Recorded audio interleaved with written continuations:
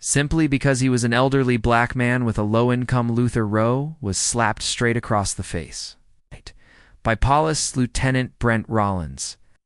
Right in the middle of the courtroom, without any warning, the slap cracked through the air like cold steel, and the old man's blood splattered onto his glasses, but the officer's eyes didn't flinch. He believed that just put a lesser man in his place.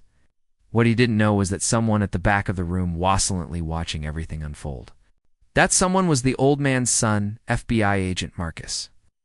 Rowe, what punishment awaits a man who thinks he has the right to crush others, simply because he believes a steel stays silent forever? Watch until the end to find out. The courtroom at Winston Hill had the kind of air that the slap that stained the system didn't move thick with varnish, stale coffee, and the long breath of justice too often held. The ceiling fan rotated with a mechanical groan, the kind that marked time more than cooled anything. Mr. Luther Rowe, 72 years old, skin worn like dark polished leather from decades of hard sun and harder truths, stood up slowly. His back was still straight, not out of pride, because pride had long been ground into something more durable, but because some men never forget the lesson of standing tall, even when everyone around you is trying to make you small. The moment he straightened his spine and adjusted his posture in front of the bench, it was as if something shifted. Nothing audible, just an energy shift. Brent Rollins noticed. He always noticed when the wrong kind of people took up space. Middle-aged, blonde buzzcat, like he never left the force. Brent wore his badge like a brand. His uniform was crisp, the kind of crisp that says, "I iron my power." He stepped forward from the pews with too much eagerness, walking with boots that weren't quiet and a jaw that was already clenched before he opened his mouth. "What are you standing here for?" He barked loud enough that it echoed off the paneled walls. "Go back to your damn rat hole, old man." The words hit hard, but they weren't the worst part. The worst part was that Brent Rollins didn't wait for an answer, wasn't interested in explanations. His hand moved before the sentence was even finished, sharp and fast, like a reflex practiced 100 times but never punished. The crack of palm on flesh rang through the courtroom. Like a judge's gavel, Luther's head jerked to the side with the force of it. Glasses knocked askew, a thin splatter of blood drawing a cruel arc across the lower rim of his lenses. It wasn't the sound that froze the room. It was the image, the stillness after violence. The violence that didn't need volume to feel loud. No one moved, no one screamed. One woman flinched and turned away. Another raised her phone, just high enough to record without being obvious somewhere. A breath was held and not released, but there were no words, no protests, no eruption of outrage, just the quiet cowardice of people who had learned that speaking out gets you nowhere and looking away gets you home in one piece. Brent Rollins didn't flinch, his face twisted in a sneer, smug and unrepentant. He wiped his hand on his uniform like the touch of Luther Rowe had left a stain. "Should have stayed seated," he muttered under his breath, not even pretending to whisper. Luther said nothing. He didn't stumble, didn't raise his voice. He didn't reach for a lawyer or the bailiff. He reached for a handkerchief. It's a white one, neatly folded, soft with years of use in laundry starch. He dabbed at the corner of his mouth with careful precision, more concerned with the stain on the cloth than the blood on his lip. He adjusted his glasses with 2 fingers. One lens had a drop of blood near the center, like a target he didn't claim. That he let it sit. Brent stared at him for a moment longer, waiting for a reaction that didn't come. Then he scoffed and turned away, walking back to his spot with the satisfaction of someone who thinks he's reminded the world of its place. No one stopped him, not the judge, not the security, not the system built to protect men like Luther. The silence was loud, almost mocking, and then from the very last row of the courtroom, a man stood. He didn't make a sound, didn't need to. His presence was enough to tilt the air. He was tall, taller than Brent, but stood like he wanted to disappear. Dark suit, no tie, federal badge tucked just out of view. He looked once toward the front, not at Brent but at Luther. His eyes didn't widen, his mouth didn't move. The only thing he did was take a breath and walk away. That was Marcus Rowe. He didn't slam the door behind him. He didn't shout a threat or demand justice on the spot. He didn't break the rules. He walked out of the courtroom like the violence had happened before and would happen again, but this time it had touched something sacred. This time it had crossed into blood. Oh. No one connected the two men, old and young, bruised and still father and son. Not yet to the onlookers Marcus was just a man leaving a courtroom in disgust, but to the ones who closely watched, it was clear.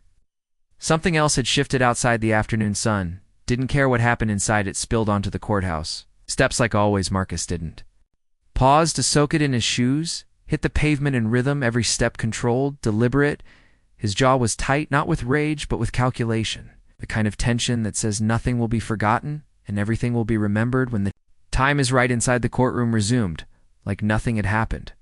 Brandt smirked to himself. The judge shuffled papers, a clerk type.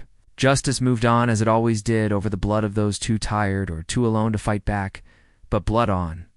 Glass is stubborn. It doesn't wipe away clean, not when it means something, and Luther Rowe didn't move to leave either. He stood there with his hands behind his back, watching the space where Brent had stood, eyes not angry, but waiting. That waiting would become a trigger. That slap would become more than just a slap. It would become evidence, a spark, a stain. But while the room drifted back to its clockwork drone, Marcus Rowe didn't drift at all. He walked to his car parked 3 blocks away. Nondescript black sedan with plates registered to an address that didn't technically exist. When he slipped behind the wheel, his hands were steady, his face was blank. Still no calls, no outburst. Not yet. This wasn't the moment to speak. It was the moment to record from the driver's seat. He tapped the dashboard twice.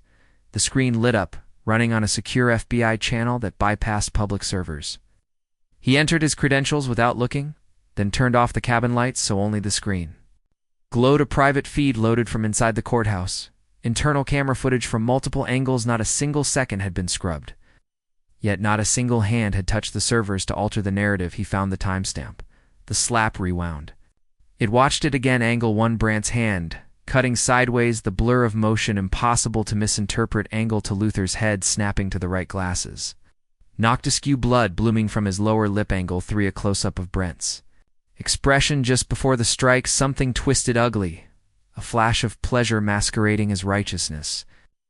Marcus paused the footage on Brent's face. He zoomed in frame by frame. His pupils were dilated. No fear, no regret, just heat, satisfaction. Power without consequence. That was the real trigger. Not the slab, not even the blood, but the look of someone who had done this before and had always walked away. Marcus didn't blink. He reached for the earpiece, clipped to the visor, placed it in his ear, and tapped twice. A beep confirmed a secure connection. No introduction. Just one phrase: activate subject Brent Rollins, Tray 3. Monitoring real-time behavior surveillance, retroactive file integration. The voice on the other end replied without hesitation. Confirmed authority. Agent Marcus Rowe, Level 6. Clearance code ID, Delta November 7th. Applause preceding the line went dead. Marcus leaned back, fingers tapping once against the steering wheel, a slow cadence of bone against leather. His father had bled, not just today, long before this. Marcus had seen bruises once, decades ago. His father never explained, but Marcus didn't need the story.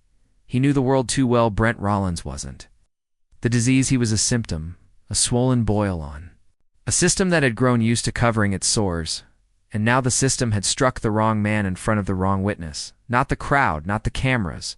Him. Brent might have thought he slapped an old man and walked away, but he didn't slap an old man. He slapped Marcus Rowe's father, and Marcus Rowe was many things: disciplined, controlled, silent, but most of all, he was relentless. Back inside the courthouse, the tension faded like it always did. The judge called the next name on the docket. Lawyers shuffled their papers, eager to make up for lost time.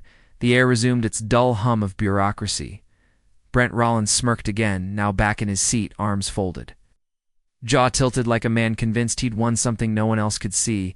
And Luther didn't leave, not right away. He stood there, the blood on his lip drying now, the handkerchief still in his palm, gently folding it once, then twice, then into a neat square.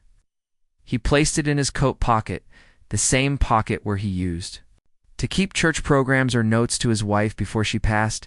He didn't look at Brent, didn't grant him that dignity.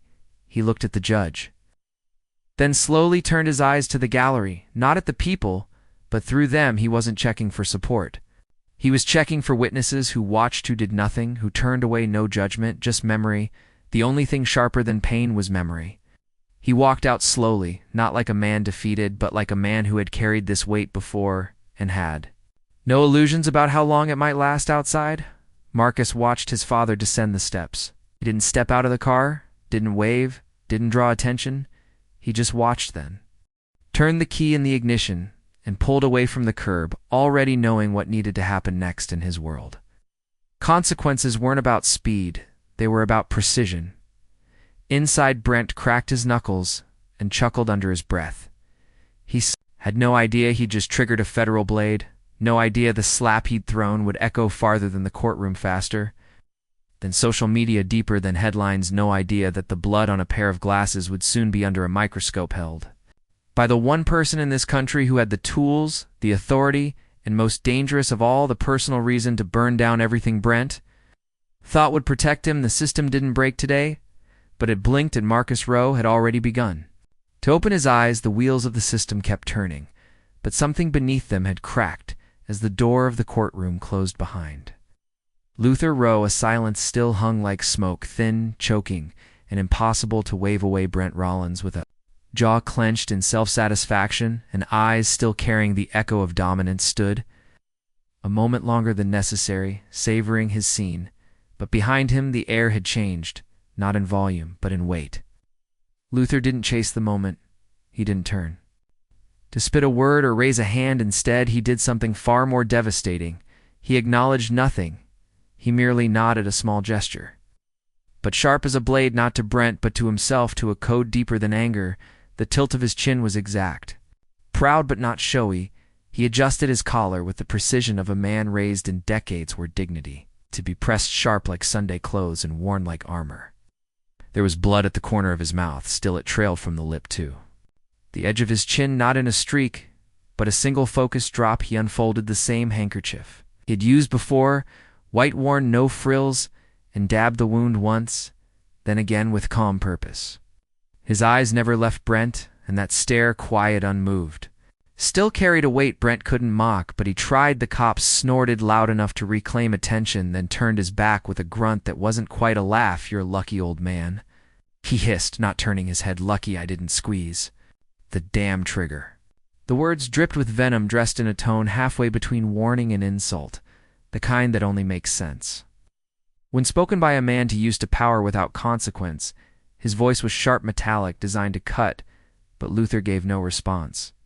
No we see, no flinch, just a final press of the cloth against his lip before folding it again with care. It was not defiance in the traditional sense. It was worse. It was indifference. Brant didn't get what he wanted. Not fear, not shame, not even pain. He could measure just silence, and silence for men like him was the loudest rejection of all. At the back of the courtroom, a chair creaked just enough to draw no notice, but speak volumes to anyone who listened. Marcus Rowe hadn't moved much since sitting down, but now his hand shifted, his fingers wrapped tighter around the edge of the wooden seat until the knuckles turned bone. White, the veins on the back of his hand rose with pressure, like old wires under a sheet of steel. His face didn't move, his jaw didn't clench, his eyes didn't blink, but that hand, that one simple hand, spoke more clearly than a scream ever could. His thumb flexed slowly against the edge, skin tightening over the tendon, not enough to make a sound, but just enough to say, "I felt that." Across the room, a low murmur was drowned by the sound of a staffer walking briskly to the bench. She held a tablet in her hand. Her brows furrowed as she tapped quickly, urgently. She wasn't part of the courtroom staff. She belonged to internal affairs, a presence usually ignored until paperwork needed stamping, but now something in her step was different. She moved with the kind of speed bureaucrats reserve for accidents, lawsuits, or the kind of trouble that couldn't be filed away in triplicate. She showed the screen to a deputy judge. No words were exchanged, but their faces twitched in unison. The judge glanced toward the internal monitor near the side bench, a rarely used security screen wired directly to courthouse surveillance. Within seconds, the video flickered to life. It showed a timestamp, 10:07. A still frame, Brent Rollins with his head midair, the next frame Luther's head turned, blood suspended like paint from a flicked brush. No audio, no ambiguity. They ran it again and again, each time the angle changed. Another camera, Another damning confirmation. Brent didn't push. He struck, and he did so with full knowledge that cameras watched him. No flinch, no hesitation, his hand moved like a man who had rehearsed. The gesture more times than he'd ever admit. Marcus didn't need to see the footage he already had from the back. His eyes scanned the reactions of those who did. No one said anything, no one dared, but the video didn't need witnesses. The truth, in its purest and ugliest form, had already started speaking. It didn't scream. It whispered, tight, cruel, and final. Luther adjusted the sleeves of his coat. It was an old habit, as if to remind himself that his hands still worked, that his body still answered to him, not the world that tried to break it. He didn't ask for anything, no justice, no apology, not even an acknowledgement from the system that had just swallowed his pain in silence. He turned slowly and walked away, not in shame, not even in quiet triumph, but in something deeper, a kind of peace that only men who've outlived generations of oppression can carry. That walk said, "I've seen worse, but I won't see it again without an answer." Brent rolled his shoulders, muttering to himself, glancing over once more like a schoolyard bully trying to convince himself. The punch had landed, but no one met his gaze. Not the clerk, not the judge, not even the staffer who had brought the tablet. He was alone in his smirk now, and for the first time it didn't sit right. Marcus exhaled, slowly, not relief, containment. His body was still, but his hand had finally released the edge of the chair. The pressure left a faint imprint in the wood shallow. Temporary, but enough to prove he'd been there. He stood wordless and followed his father's path out of the room, not closing the door behind him. It swung gently on its hinges, creaking like it had more to say, but had forgotten how outside the sky had turned a flatter shade of blue. There was no breeze, just stillness, and behind that stillness the system had started to sweat. The silence had already done its work. Marcus didn't carry it with him out of the courthouse. It clung to him like a second, skin silent but suffocating as he walked toward his car without haste. There was no tremble in his step, no flicker in his eyes, just the steady rhythm of a man moving through a world he understood too well. The moment the door of the black sedan clicked shut behind him, everything else ceased to matter. The air inside was cooler, not from the air conditioning, but from control. He didn't pause, didn't sit to think. He tapped the ignition on, and the dashboard lit up like an awakening fingers. Moved with instinct, entering encrypted credentials into a panel that looked ordinary to anyone who didn't know better. But nothing about Marcus Rowe was ordinary. Not the way he moved, not the way he watched, and certainly not the way he gathered. Truth, like a blade, gathers light. The interface blinked to life with quiet clarity. He selected a secure channel, internal FBI mainframe, black level clearance, and entered Brent Rollins' name. Instantly the screen responded with a list: 7 complaints. Not suggestions, complaints. Official recorded, repeated. Marcus didn't blink. He read in silence, as though scanning a battlefield. 4 landmines, 3 ethics investigations, none resolved, 1 sealed case flagged as externally closed. That was the line that made his eyes narrow by a fraction, just enough to let the shadows in. He tapped it. Access denied, clearance. Mismatch. He didn't try again. He simply opened a separate console and began playback of the courtroom. Surveillance. No sound, just video. He didn't need words. He never did. The timeline glided beneath his fingertips as he dragged the cursor backward to the moment that mattered, the slap, frame by frame. He watched it unfold. Brent Rollins' uniform, stiff with arrogance, stepped forward. Luther rose, standing spine proud. The hand moved, the blood flew, but Marcus didn't watch the impact. He focused on the face. Brent's face exhumed there, frozen in a split second. Was everything a flicker in the eyes? Not rage, not duty, delight. A kind of twisted satisfaction that only comes from someone who believes they've just reminded the world who's in charge. There was no calculation in Brent's expression. No hesitation, just joy, like the act of violence had scratched an itch in his soul. Marcus paused the video on that frame. The eyes were slightly wide, the mouth a fraction twisted, not with regret but with release. Brent Rollins didn't act in the heat of the moment. He indulged in it. He performed. That wasn't a man on the edge. That was a man in control, and that was the danger. Marcus leaned back, shoulders calm, body still as a statue carved from a colder world. He raised the embedded microphone by the steering column and spoke in a tone that didn't rise above conversation but carried the finality of a verdict. Activate behavioral tracking for subject Brent Rollins. He said authorization row Marcus level 6 protocol, A3. The confirmation tone was immediate. Subject flagged tier A3 surveillance initiated. He didn't think. The system he didn't nod. His eyes were already returning to the sealed case file. His fingers hovered, then entered a personal override code. His own tied to internal affairs access, denying. He didn't flinch, just noted the resistance, everything about. Brent's file stank of insulation, years of complaints, patterns hidden behind badges. Violence disguised as policing, and now a sealed report marked by an external closure, which in bureau speak often meant someone bigger had buried. Something smaller. Marcus stared at the word closed, as if willing it to bleed outside the world. Went on cars. Past birds flew somewhere down the street. A child was laughing, but inside this car, inside this sealed pocket of logic and memory, Marcus was already sharpening his mind into a weapon. He didn't rage. He didn't speak another word, but his next move was already forming, precise and cold. He tapped the file one more time and downloaded the metadata. Tan Masters, Laginans, revision authors. No names appeared. It's just encrypted IDs. But Marcus knew how to unmask them when it was time. He always did, because knowing was never the problem, proving it. That was the art. He returned. 2 Brent's complaints, each one marked unsubstantiated. But beneath that one line, repeated witness retracted. Complainant, unavailable evidence, inconclusive. It wasn't incompetent. It was protection. Marcus pulled up a full report log of Brent's internal activity. Access requests, location pings, personnel interactions. In 1 week alone, Brent had pinged 3 internal databases that had nothing to do with patrol duties. One was a social services record, another was a hospital intake report, the third was a sealed juvenile file. This is not just a pattern, as a roadmap, and Brent had been driving it for years. Marcus shifted in his seat and exhaled. Once not from exertion but calculation, his hand opened, then closed again. The knuckles paled the wrist. Still nothing about his expression changed, but if someone had been watching, really watching, they would have seen it. The pressure was rising. He minimized the report and replayed the video one last time. This time, he didn't look at Brent. He looked at his father. Luther had absorbed the slap like a wall absorbs.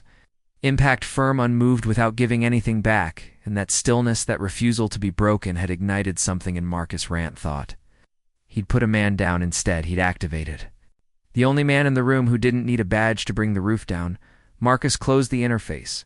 The screen went black, but the silence didn't return it.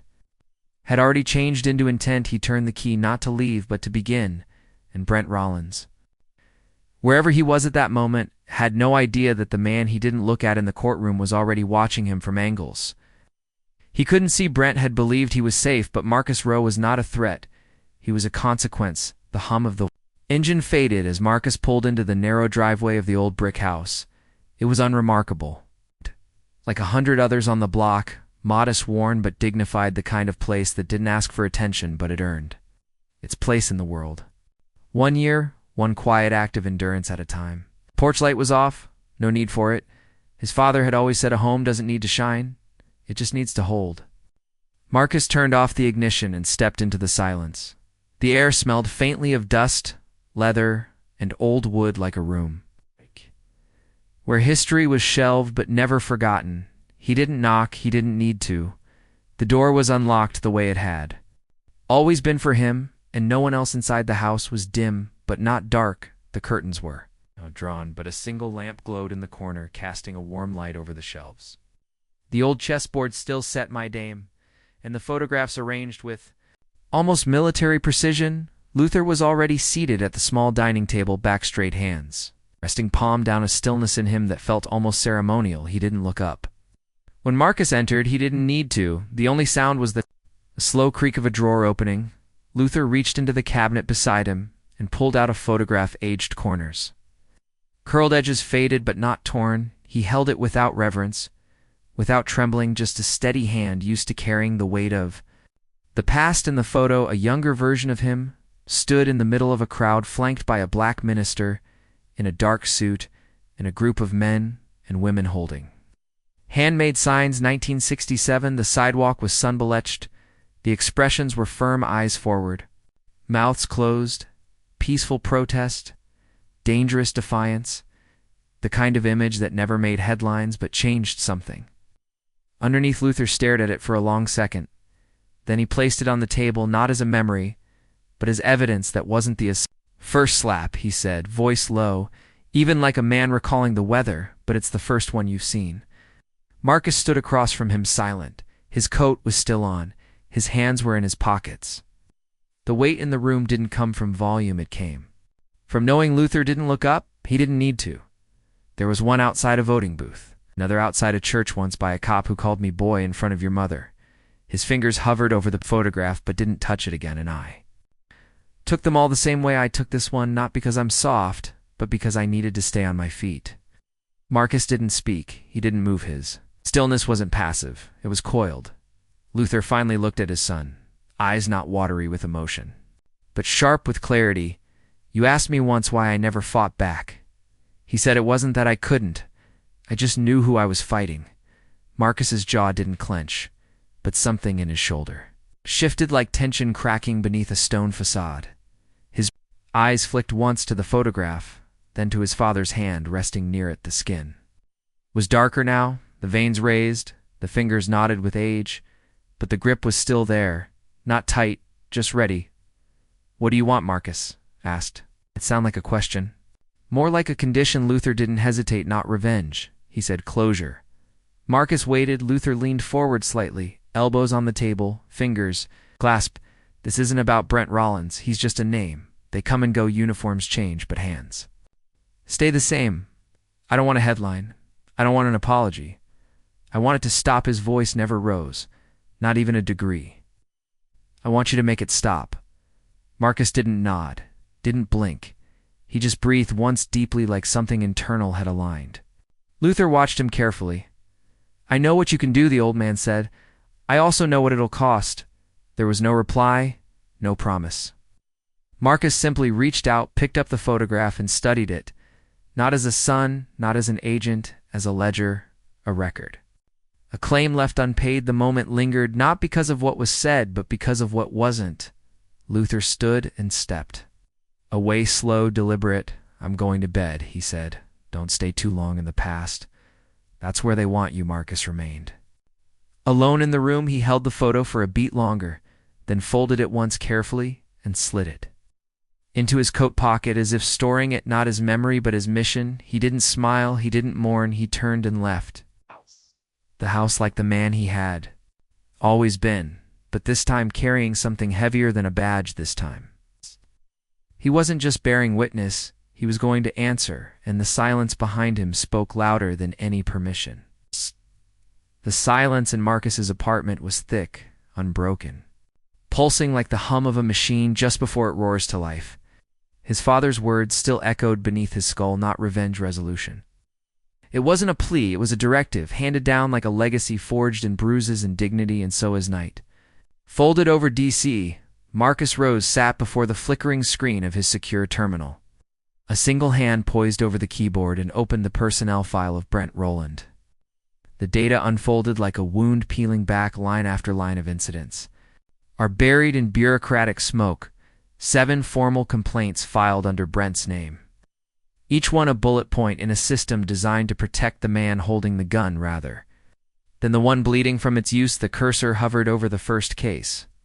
A construction worker, 42, spine shattered during an arrest involving non-compliance and necessary force. The incident report used the phrase 3 times as if repetition could justify paralysis. Marcus didn't flinch. He simply highlighted the name in red next to high school student. 17 brought in for suspicion of theft. Hours of unrecorded interrogation, found dead in his home. A week later, suicide, no apology, no internal review. Brant's statement had been brief. Kid couldn't handle pressure. World's better off. Marcus marked the name in red, lips a tight line, fingers moving with surgical steadiness. He didn't blink. Nurse, mid-30s. Reported Rollins for harassment during a traffic stop. Her complaint noted the phrase, "You know you like a man in uniform," followed by unwanted touching and threats dismissed due to insufficient evidence. The phrase struck like acid on steel. Marcus clicked red again.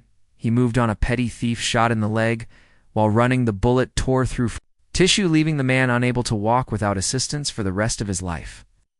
The dash cam was mysteriously corrupted that night, Brent's only explanation, if he didn't want to get shot maybe. Don't run red, a woman homeless was assaulted behind a diner. Brent was first on the scene when asked why there were bruises not consistent with the attacker's profile. His internal memo simply read, "She was hysterical, needed calming down." There were no follow-ups. Marcus didn't hesitate. Another red. Name another case, an undocumented worker. His jaw was broken in 3 places during what Brent called verbal resistance. The man didn't speak English. Brent's comment in the report, "He understands pain just fine." Marcus tapped the keyboard, read the final file was different. A young man, mid-20s, detained after a protest. No body cam footage. The man's complaint was heavy with detailed strangulation, verbal abuse, a racial slur carved into the bathroom stall where he was kept overnight. The file ended abruptly. Status closed. External interference. No signature. No further explanation. Marcus paused, his eyes locked on the phrase external interference. He isolated the line and boxed it in digital yellow. He clicked the security level tab. A prompt appeared, high sensitivity file clearance required. Marcus entered his override code row A7 by 13 and confirmed. The screen flickered for half a second, then loaded a new tier of data. Blacked out names, timestamps, evidence strings, removed internal communications, redacted by higher-ups. But there, beneath the blackout lines, something bled through. A voice transcript flagged. Non-replicable. Brandt's words, that little underscore should have known better. "I didn't break him.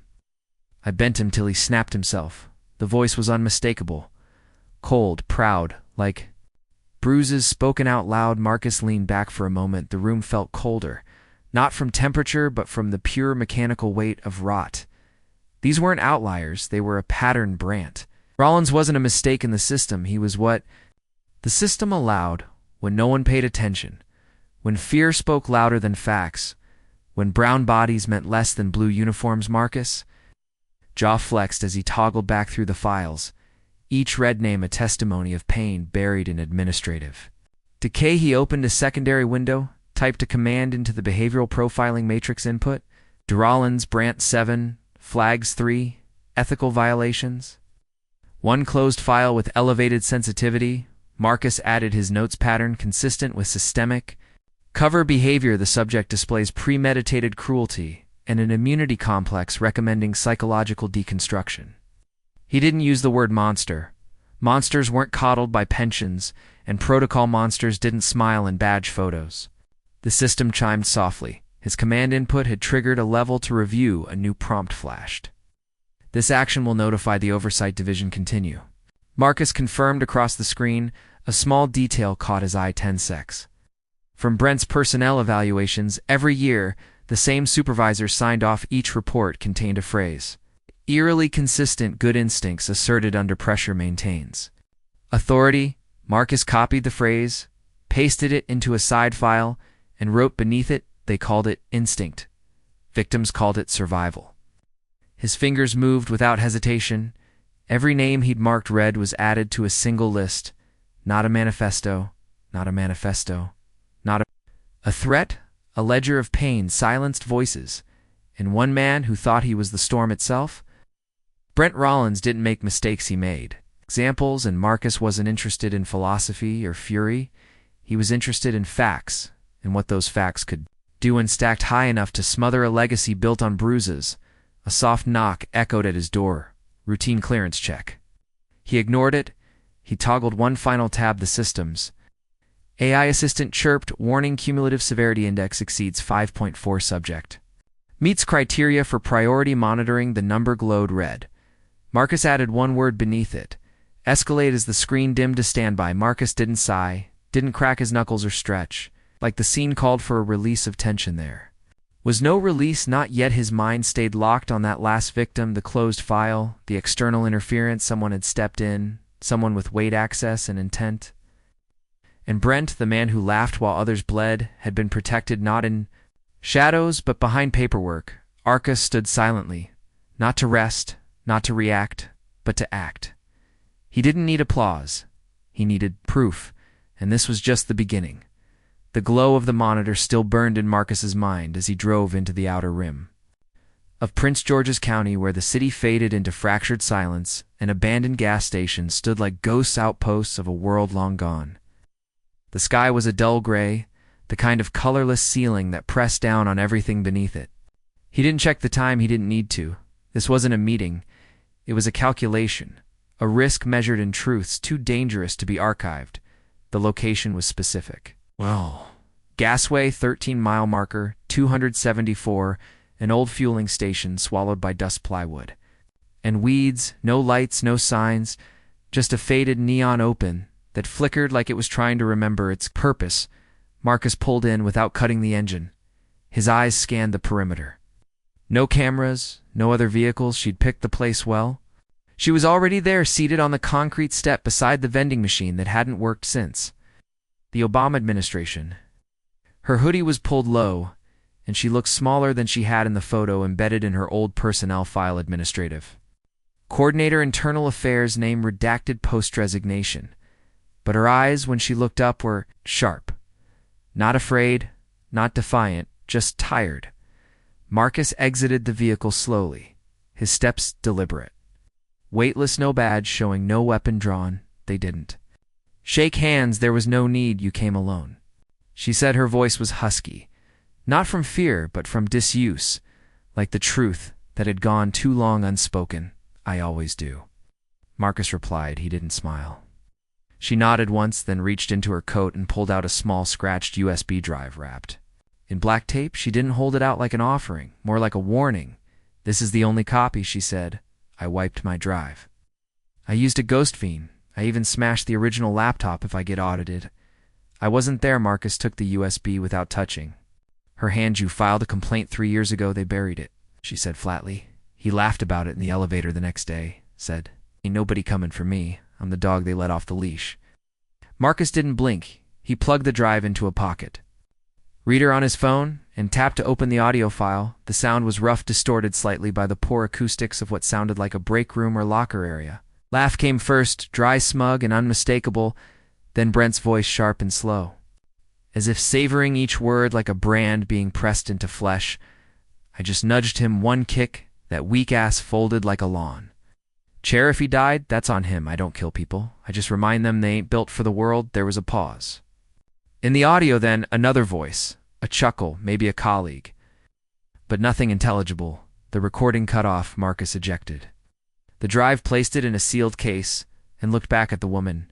How am I now? He asked. She didn't fidget. She didn't look away. She just exhaled like someone dragging something heavy out of their lungs. Because I saw what happened in that courtroom. You didn't flinch. Everyone else did, even the judge, but not you. He didn't confirm or deny. She went on. You weren't shocked. You were waiting, like it wasn't new, like it was just the moment when everything cracked open. Marcus nodded, slow and deliberate. It was. She pulled the hoodie tight, her eyes scanning the empty lot like the ghosts of what she'd seen might still be watching. You're not like the others. She said. They all file reports and wait for permission. You're not asking anyone to say yes. I don't need yes. Marcus said, voice low, steady. I need proof. You've got it, she said, but this isn't going to bring him down by itself. That recording's ugly. But it's not a policy violation. It's just rot. Rot in his voice, rot, they'll pretend, is locker room talk. If they want to. Marcus's eyes didn't shift. Then I'll give them a corpse count to match the stench. She snorted. It wasn't humor. It was an agreement. You're either going to end him or go down with the whole ceiling collapsing on your head. I'll take either as long as he doesn't walk away. Silence stretched between them like a wire drawn taut. The gas station hummed quietly, as if even the insects were holding their breath. She stood. You never asked my name. I already know it. Then use it only if I disappear. She didn't look back. Marcus watched her. Go, then returned to the car, dropped the USB into a secondary shielded drive, and powered up the secure data, sync the systems. Response blinked fast. Audio file received. Transcription in progress. He stared out the windshield, the silence around him humming louder than engines ever could. In that recording, Brent had finally revealed the thread that connected all the cases. Not just brutality, but contempt. Not just harm, but amusement. And above all, confidence. Confidence that no matter how deep, He pushed the walls would never close, and Marcus knew better. Now the walls were moving. He was making sure of it. He tapped into a secure line to the behavioral ethics board, submitted the audio as evidence under priority review, and flagged it for analysis under Category X, patterns of dereliction with social dehumanization language. But not many knew the code existed. Fewer had clearance to use it. But Marcus Rowe had clearance. An intent. The screen glitched for half a second as the system rerouted through encrypted cloud protocols. Then the confirmation came and received. Validated composite pattern. Risk escalated to level orange. Orange wasn't red, but it was one shade away. Marcus closed the terminal, leaned back into his seat, and let the weight of the night settle onto his spine like armor being fastened. There were no more ghosts to chase, only predators and Marcus. Rowe had just pulled the leash from the last man who thought he couldn't be caged. The system flagged the audio within minutes. Not for profanity, not even for brutality. It was flagged for tone glee, the kind of joy a predator leaks when it knows the walls won't touch it. Marcus didn't wait for the analysis. He had what he needed. The sound of Brent. Yes. Rollins not just confessing, boasting, and behind every boastful man in uniform, there was always a shadow in a robe, making sure the lights never reached too deep. Marcus moved quickly. Bypassing internal bureaucracy like a scalpel skipping skin, he dialed the direct line of the federal oversight. The man who answered wasn't just a colleague. He was a gatekeeper. Thomas Lear, our chief federal inspector, voice crisp as gravel under a boot. No hells, just recognition. "You have something, don't you, Marcus?" replied calm as steel.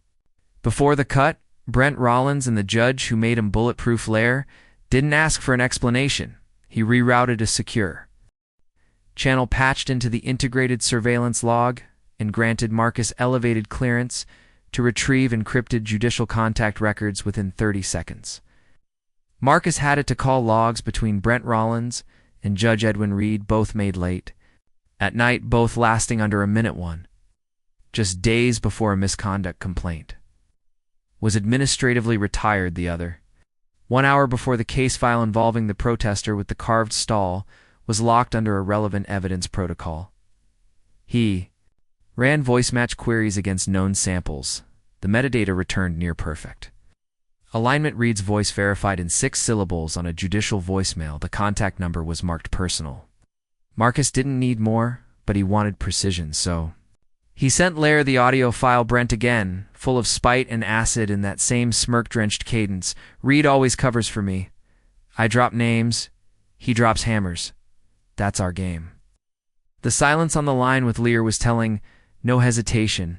"Are you prepared to confront a federal judge?" Marcus's voice dropped, not in tone but in temperature.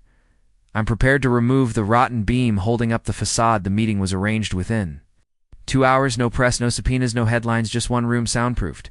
Deep inside the Oversight Division's subterranean wing, a conference table, no windows.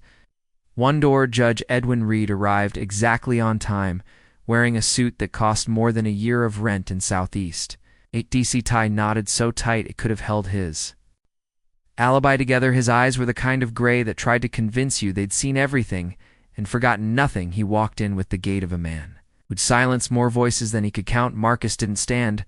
Power didn't rise to greet privilege. It waited for it to crack. "Agent Rowe," Reed said smoothly, dropping his briefcase with a leather snap. "I understand there's been some misunderstanding." Marcus placed the audio recorder gently on the table, the small red light already blinking. He slid a transcript across like a razor. "Laid bare Brent Rollins 2 calls traced to your number 2 case closures immediately after, both in his favor." Reed didn't blink. "I receive hundreds of calls, some of the numbers I don't recognize. Are we assuming guilt by association now?" "No, Marcus." Tapped the transcript. "We're assuming the cause of the confession." He pressed play. Brant's voice filled the room, slick with swagger. "Reed always covers for me." Reed's mouth tightened just slightly. A muscle in his jaw ticked like a clock marking down to implosion. He reached for the paper with perfectly calm hands, scanned it, then chuckled a brittle sound. "This is hardly admissible locker room talk from a deluded subordinate. If we started arresting people for exaggeration, we'd have to close." Congress. Marcus didn't move. "No one's talking about arresting you, not yet." Reed leaned back, eyes narrowing then. What is this, Agent Rowe? An intimidation stunt? You're in a room with a sitting federal judge? I'm in a room with a man who left a door. Unlocked for a monster, Marcus said, voice calm, unwavering, and now I'm asking why Reed didn't laugh. This time his composure cracked, not shattered, just hairline fractures forming beneath a frozen surface. I didn't tell him to break the law. He said, but you made sure no one could prove it when he did. Marcus replied, each word measured like a bullet in a clip. You didn't get your hands dirty, you just made sure there was a towel waiting when his hands were covered in blood.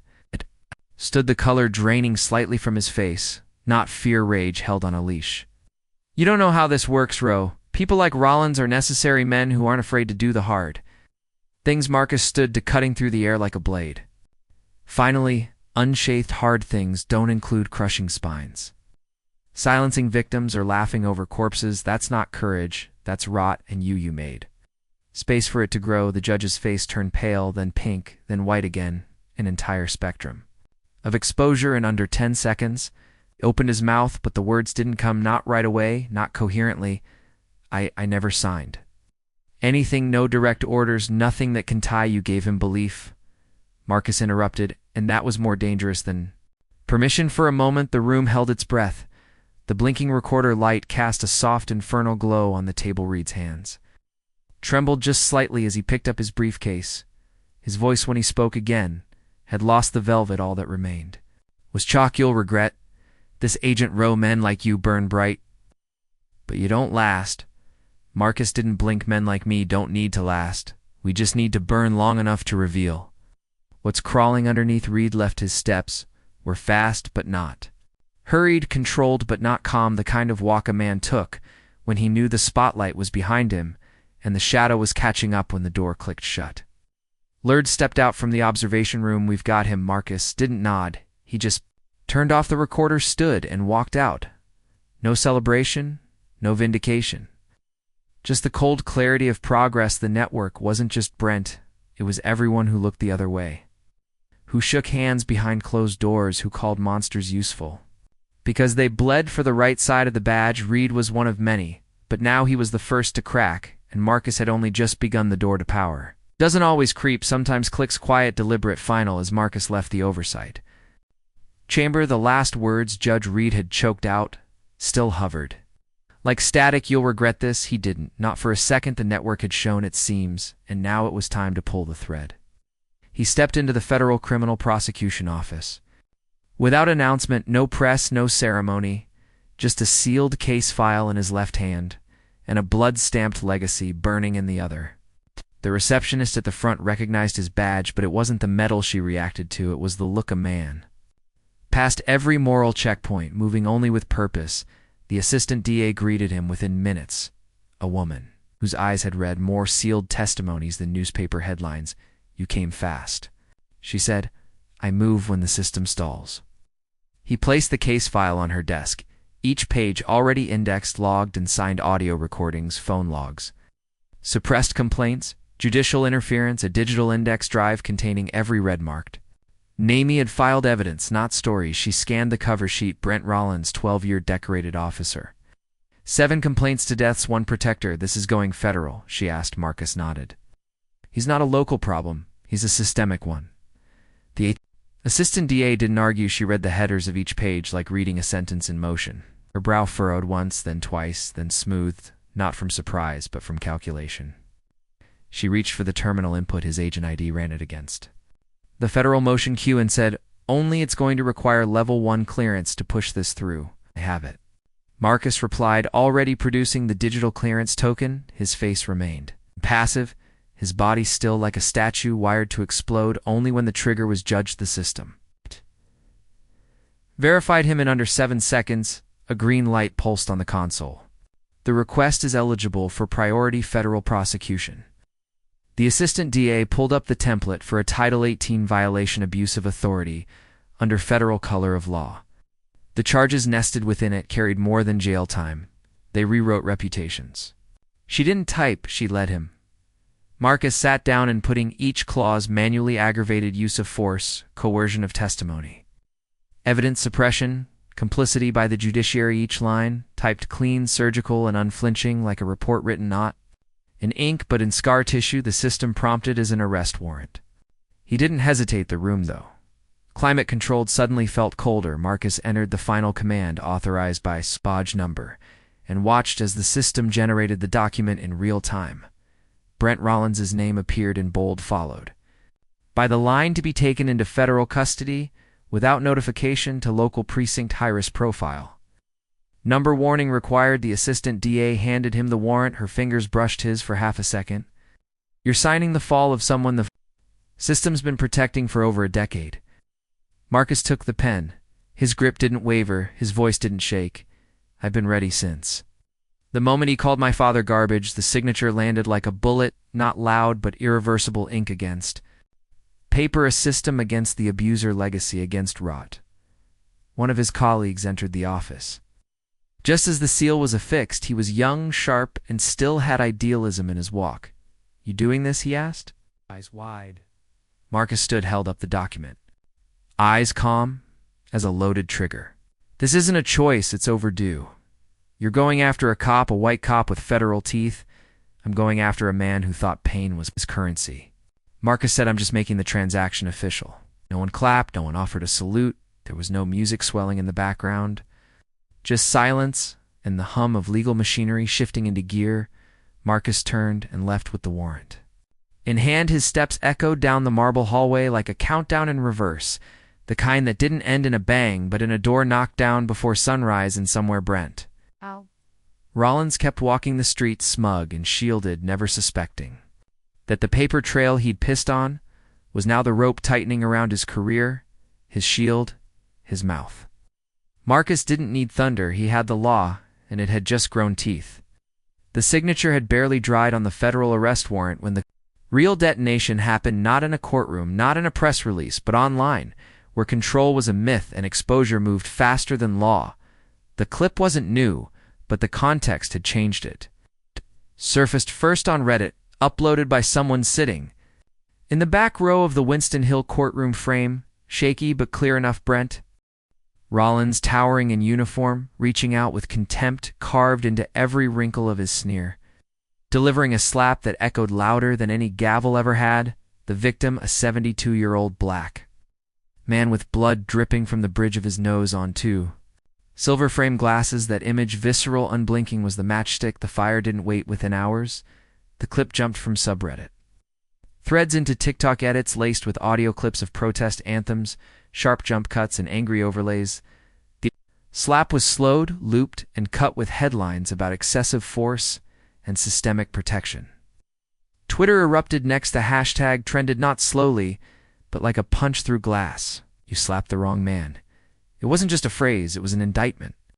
Users dragged out older footage, Brent smiling at a ward ceremonies, Brent in press conferences, Brent gripping a rifle with swagger. Then came the comparison. Now viral split image on the left, Brent frozen mid-sneer, hand still raised like a hammer in search of approval on the right. Luther Rowe bloodied, but upright, his eyes locked on nothing and everything at once. He didn't speak, he didn't move. That stillness carried weight. Comment sections exploded.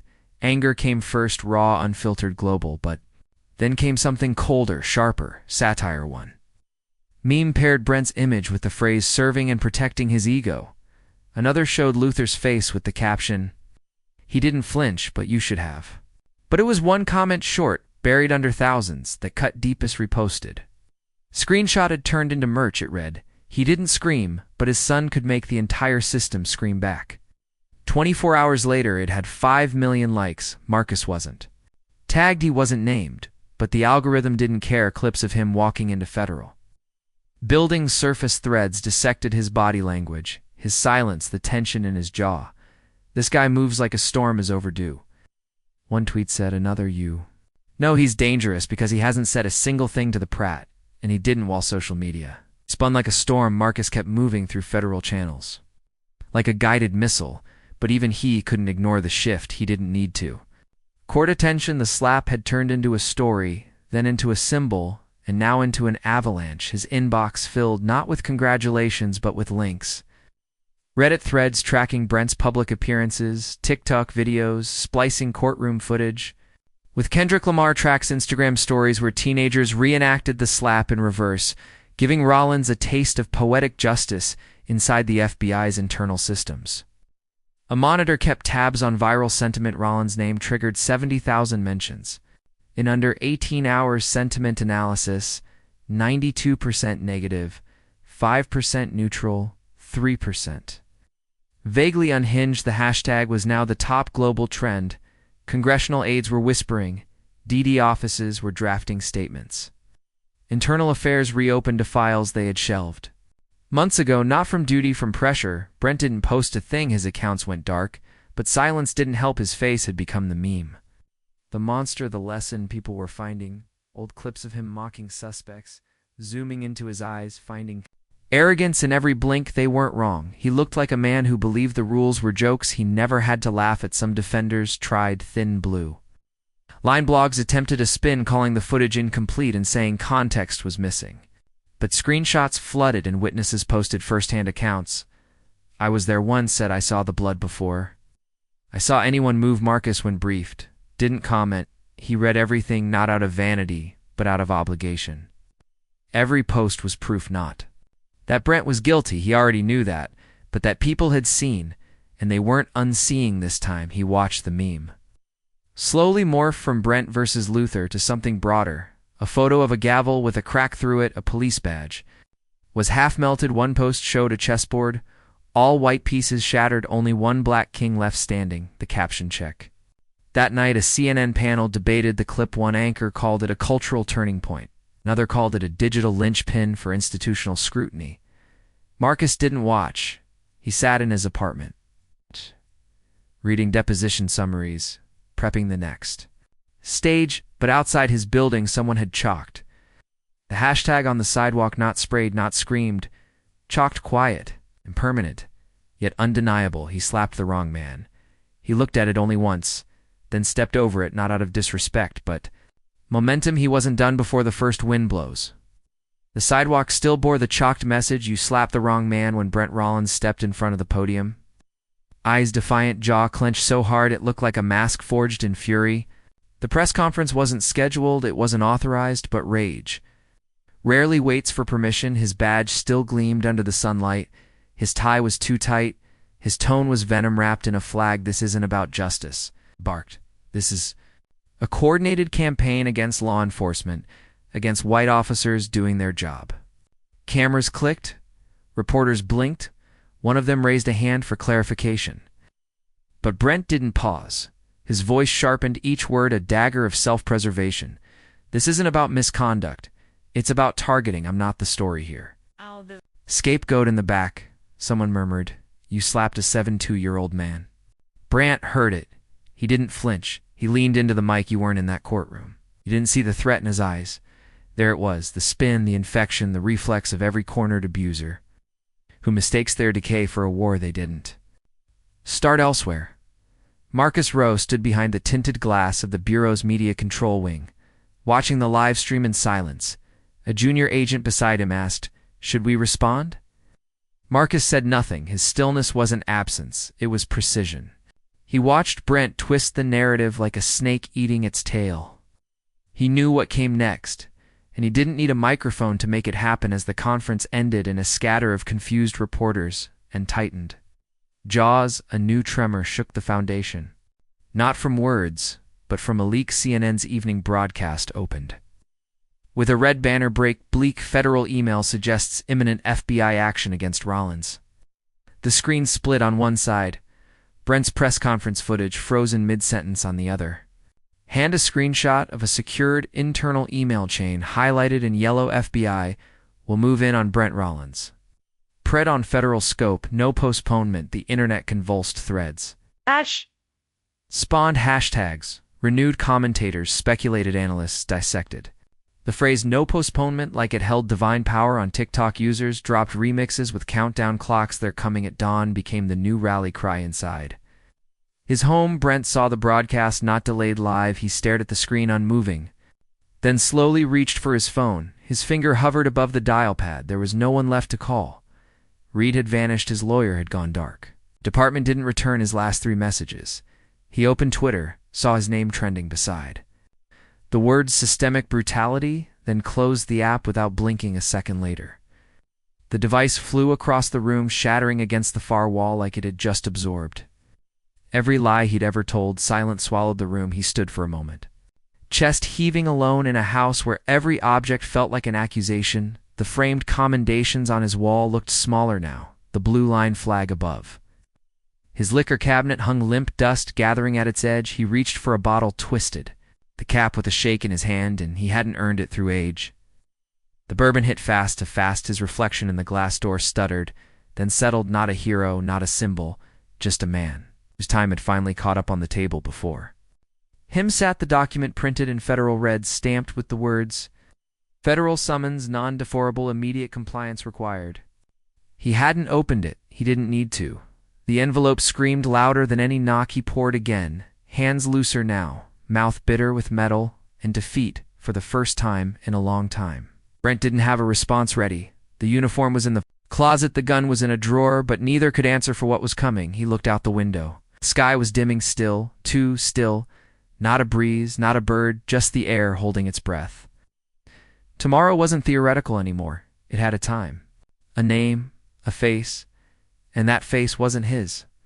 It was the son of the man he slapped, and morning was almost here. Dawn didn't break that morning. It arrived with discipline. No bird song, no golden hue, just a cold slab of gray sky and a convoy of black vehicles. Gliding down a street that had no idea history was about to bend, Brant Rollins stepped outside his house like he still owned the morning. His jaw hadn't been shaved, his shirt was unbuttoned, halfway sleeves rolled with the forced casualness of a man who thought chaos wouldn't dare knock. He pulled the door shut behind him with one hand and lit a cigarette with the other, squinting into the windless silence. Like a king surveying a kingdom he believed too loyal to rebel, he didn't hear the first click. He didn't notice the signal from the lead car, but he heard the boots. Dozen sets moving as one, fast and focused. He turned slow at first, then whipped around. When the metallic slide of a bolt carrier screamed across the air, he raised both hands halfway, not in surrender but in confusion, like the world had gotten its lines wrong. From the front, Marcus emerged. No helmet, no shades, just the black federal jacket with the gold letters across his chest and eyes that burned. With nothing but direction, his team flanked him, tight formation, zero chatter, no dramatics. Just a purpose. Ren's voice cracked open. "First, you can't do this. You don't have jurisdiction." Marcus didn't stop. He raised the document, printed in scarlet, heavy with the authority of every name Rollins had once spatten. I signed it." Brent's hands curled into fists, his face twisted into a sneer that had gotten him out of every internal hearing for over a decade. "This is underscore I'll sue you. I'll sue all of you." He stepped forward too, and too fast the first agent restrained him. Arms locked movements are clean, fast, the kind of hold you train for, not improvise. Brent bucked, twisted, spat a curse, then came the cold snap, the steel of the cuffs wrapping around his wrists. Sharp and definitive, followed by the double click of the locking pins. The sound wasn't loud, but it was final. "Get your hands off me," he roared. "I'm a goddamn officer of the law." Marcus stepped in, close voice, like a scalpel. "Not today. Today. You're a suspect under federal custody." Brent thrashed again. "This is revenge. You're doing this for your father." Marcus looked him dead in the eye, not a flicker of heat in his tone. "No. This is for everyone who didn't get to speak." Brant's knees buckled slightly as they began walking him to the vehicle. The street remained quiet, neighbors behind blinds. Some phones were raised. Behind curtains, nothing loud, just a silence soaked. In consequence, as they passed the front gate, Brent turned his head and screamed one last time, "You hear me, Ro? I'll drag you down with me." Marcus didn't slow. He leaned just enough for Brent to hear it over the rumble of engines. "Today," he said softly, "you don't get to yell." The back door of the transport vehicle opened. Brent was pushed inside, the cuffs now digging into wrists that once held a badge like a weapon. The door slammed. The locks clicked again, deep, mechanical, impossible to mistake. Marcus stood at the curb unmoved, watching the convoy pull away. The air remained still, but power had shifted, and for the first time, Brent Rollins wasn't walking through a door. He was being escorted out of one. The click of the interrogation room door was the only Sound Brent Rollins heard for several seconds, clean, cold, unmistakable. It echoed like a gavel slammed. Inside concrete, the walls were beiged, but felt white, like the absence of all color had weight. No lawyer, no witness, just the hum of a recessed camera, and the soft red eye of a recorder, blinking in rhythm with inevitability. Brent sat in the steel chair, cuffed to the table with a short chain that allowed just enough motion to gesture. But not escape his posture, said pride, but his eyes betrayed. Calculation, the room didn't rattle him. Not yet. The opposite chair remained empty for exactly 9 seconds. 9 seconds, then Marcus Rowe walked in. No fanfare, no notes, no escort. Left just him, dark suit, clip steps, and a gaze that didn't ask questions, it documented them. He sat across from Brent, placed a file on the table and didn't open it. The silence stretched like taut wire. Brent broke it first. Of course he did no attorney. His smirk was all teeth, all habit, I thought. You feds were big on due process. Marcus pressed the record button. The device beeped once, then locked in. You waived representation. He said, calm, even unshaken. Brent leaned back slightly. I like a fair fight. Marcus tapped a key on the monitor. The screen on the wall lit up. The first video began a man limping down an alley after an arrest. Brent's voice was audible. Keep crawling, maybe you'll learn something. Brent didn't blink. That was edited second. Clip a woman sobbing during a forced confession. Background voice. We can do this easily, or we can do it forever. Her eyes were swollen. Brent's face never entered frame. His voice did. Brent shrugged. I was within protocol. Third file. A nurse's testimony. Grainy footage of a bruised wrist. The audio picked up Brent saying, don't act surprised, you know how this works. He chuckled. Still within policy. Marcus didn't speak. He tapped again. The fourth image wasn't a video. It was still a child's neck tilted at an unnatural angle. Hospital report overlaid in silence. Age 9, cause of trauma, cervical dislocation, suspect. Officer B. Rollins, time of incident 14:27. Brent's mouth stayed half open. The file zoomed in medical coding, then slowly a second document appeared. A birth certificate. Name Elijah Marcus Rowe. Brent's breath hitched. Marcus looked at him, not with rage. Not even pain, just weight, gravity. Weaponized. Brent's throat tightened. His voice dropped half an octave. That kid ran at me. I told him to stop, Marcus replied evenly. He had a toy train in his hand. You bent him backwards over a squad car hood. Brent's smirk faltered. I didn't know you didn't care, Marcus, corrected Brent. Shook his head, suddenly restless. You can't pin that on me. No court, no judge. There's no jury here, Marcus, said voice cold as justice's edge. Only the record. Brent's mouth moved, but no sound came out.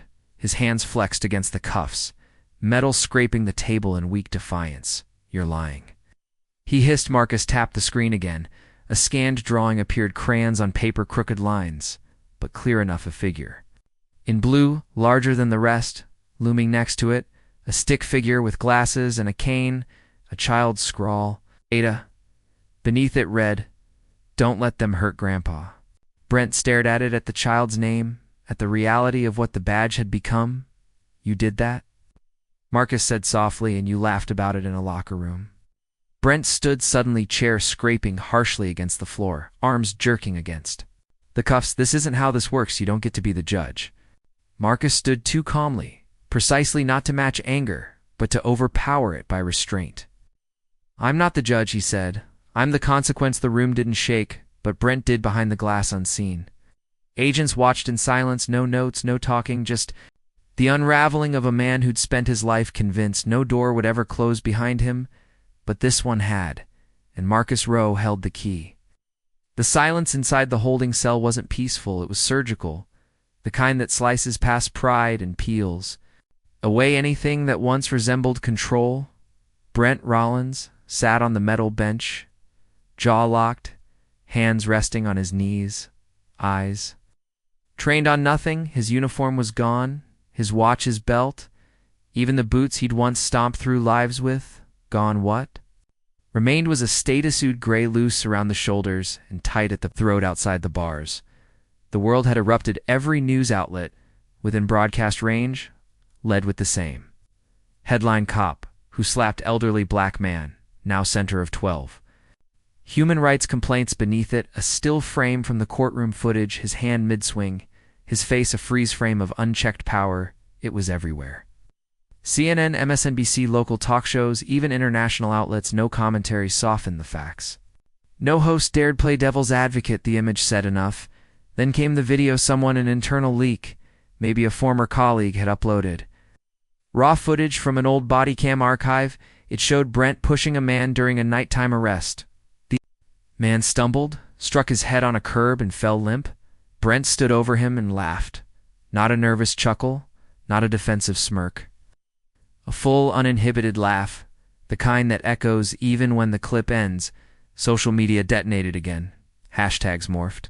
From "you slapped the wrong man" to "Brent laughs at pain," memes flooded in side by side with Brent's laughter and the frozen frame of the unconscious man, a supercut of every time.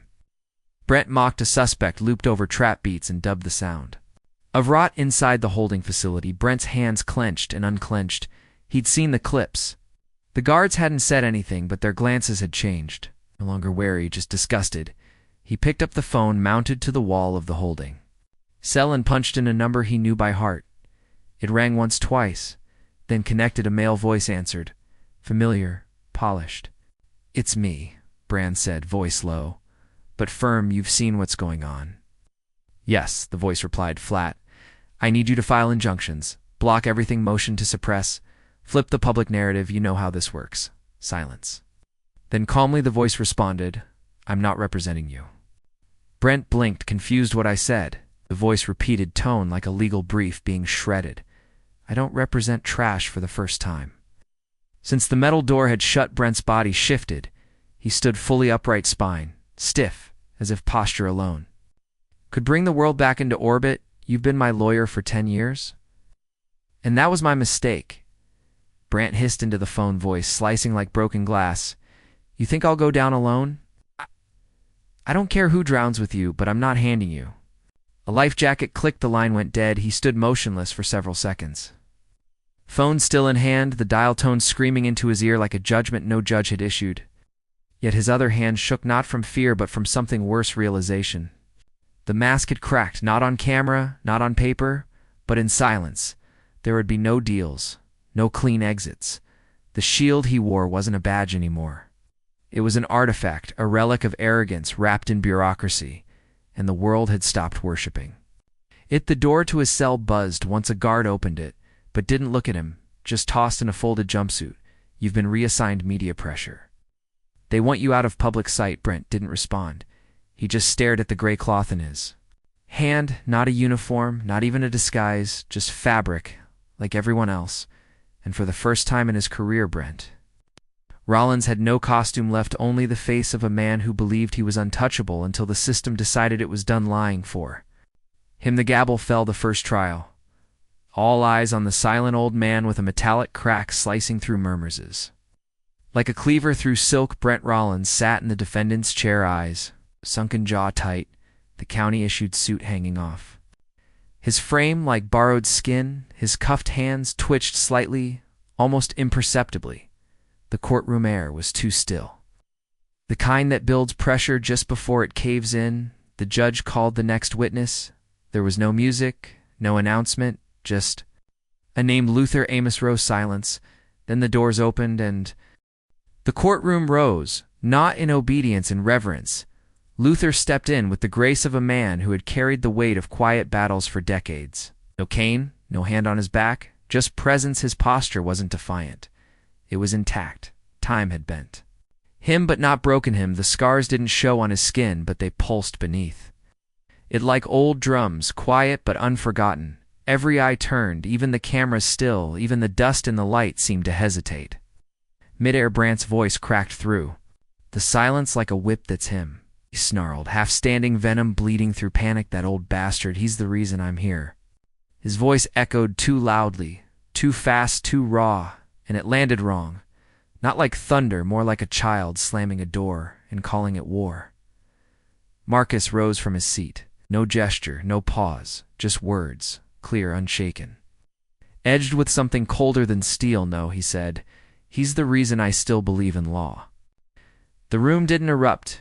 It inhaled. Luther reached the witness stand with deliberate steps. He placed a hand on the railing, not for support, but acknowledgement. The clerk offered the oath. He nodded. Once his voice was calm, soft, but impossibly firm. "I do." They asked the questions, the prosecutors. Sharp and brief, he answered with restraint precision, never letting pain spill into pity. "I didn't see his hand coming," he said of the slap, "but I've seen that face before. Did you provoke the officer that day?" "No," Luther replied. "I didn't open my mouth. Did you resist?" I blinked. "You consider the force excessive?" Luther looked at the man not with heat but with depth. "I consider it unnecessary and unworthy." The room held that word like glass. "Unworthy?" Brent leaned forward, voice low, unfiltered. "You people always play the victim, always twisting it." The judge banged. The gavel. "Defendant will remain silent, but the damage was done. The cameras caught it, the jury heard it, the country watching felt it." Luther did not flinch. He simply turned toward Brent, not dramatically, not theatrically, but with the quiet weight of a man who had learned that real power doesn't shout. Brent looked away, not because he chose to, because he had to. And Marcus. He never moved, but his eyes spoke everything. "You lost when you touched a man who didn't need to fight back to win the cross." Examination concluded, but the room didn't settle. The atmosphere was charged like static. Before a lightning strike, the judge gave a nod, signaling that Luther could step down. He didn't rush. He rose slowly, methodically, his eyes sweeping the courtroom, not to claim it, but to remind it of presence, of restraint, of dignity held through violence. As he turned to leave the stand, every seat remained upright. Even the bailiff stood again. The jury, unprompted, followed. There was no precedent for this kind of quiet salute. But precedent had long since left the building. This wasn't about protocol anymore. This was about respect earned, not demanded. Brent tried to look defiant, but his shoulders sagged. The suit hung heavier on his frame. As if even fabric had learned to reject him, he avoided Luther's eyes, staring instead at a crack in the table, jaw clenched so tight it made the veins in his neck pulse. Outside the courthouse, steps were surrounded by reporters, flashbulbs firing like artillery, but inside no one dared speak. Until Luther exited the chamber and disappeared behind the heavy oak doors, the judge recessed for lunch. Jurors filed out in silence. Even the defense counsel avoided eye contact, moving with the hesitance of someone chained to a man already sinking. Marcus remained seated.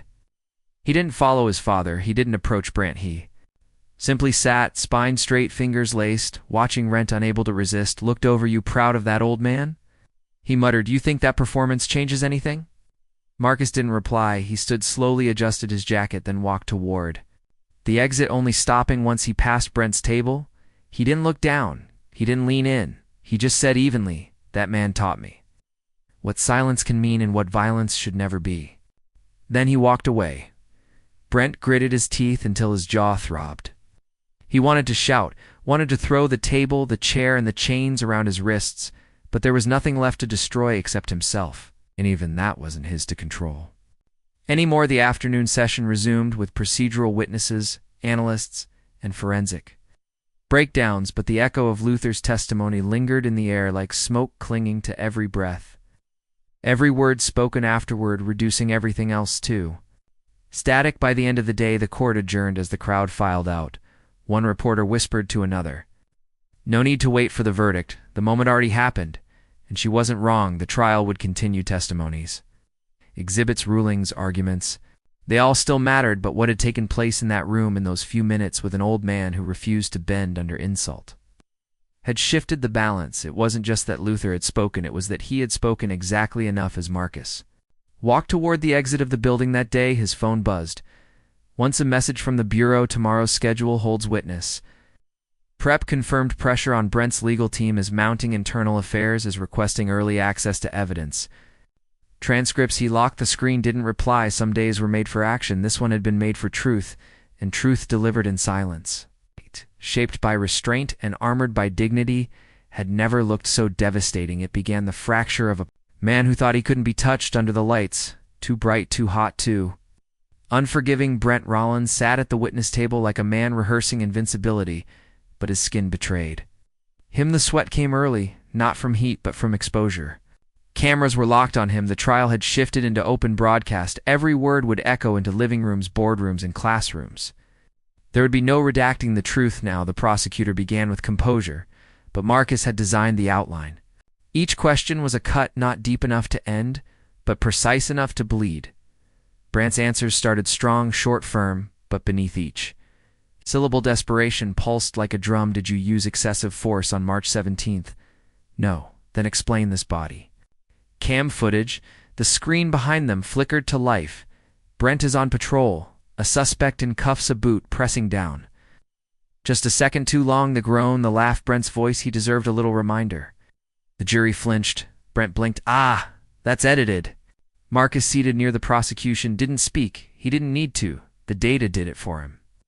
April 3rd, witness intimidation, false. Another clip, Brent outside. A holding cell whispering through the bars. Say it right, or I'll make the next few hours. Feel like years. That's out of context, Brent snapped. May 22nd, teenager hospitalized. Your report claimed he fell. That's what I saw. Your partner filed a contradiction. Silence. Then came the financial records. Surveillance timelines, call logs between Brent and local judges, the one-way deals. The favors were exchanged. Every denial Brent attempted was met with a timestamp, a recording, a written complaint. He began to speak. Faster, angrier. You people think you know what it takes out there. We keep order. We stop chaos. You created chaos. The prosecutor said coolly. He just wore the right badge while doing it. The cross-examination didn't slow it, sharpened. Marcus had crafted it like a scalpel forged from cold data and colder memory. Brent began slipping, contradicting himself, changing stories mid-anon. The cameras caught everything, the jaw clenching, the eyes darting, the fingers tapping, each tap faster than the last. By the end, the day Brent no longer answered, he reacted to shadows too. Questions, two facts that once rolled off him like water, now slicing into flesh. Back at the detention center, word had already spread. The live stream played in the common room. Officers, some who had once served with him, others who had long suspected him, watched without sympathy. One of them leaned against the wall, arms folded. That him? He asked, nodding toward the screen. Another scoffed. Used to be. The third lifted the hem of his shirt, revealing a vest with FTO Rollins scrolled on the inside. Guess it's vintage now. He smirked, letting it fall. They didn't speak to Brent when he returned from court. They didn't acknowledge him when he passed. Just eyes cold, unflinching, the silence of men who had decided no badge could save someone from his rot. In the cafeteria, Brent sat alone, fork frozen. Mid-air across the room, two guards laughed, not at him directly, but loud enough. Saw the broadcast. One said, damn shame, thought he was the top dog. The other snorted, yeah, top of the trash pile. The metal tray clattered as Brent stood too fast.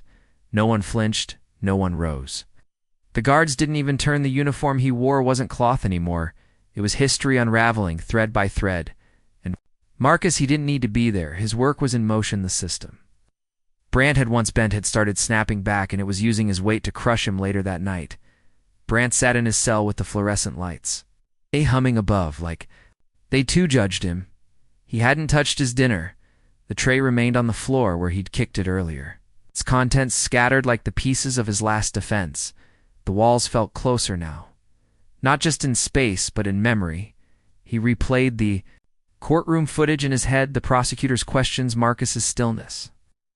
The clips of himself he had once considered trophies, now broadcast as evidence. He'd laughed, then called it control command. Now it played back like a confession. He stood and paced, his steps short, clipped like the room resisted each turn on the other side of the bars. A younger officer leaned against the wall, scrolling through his phone.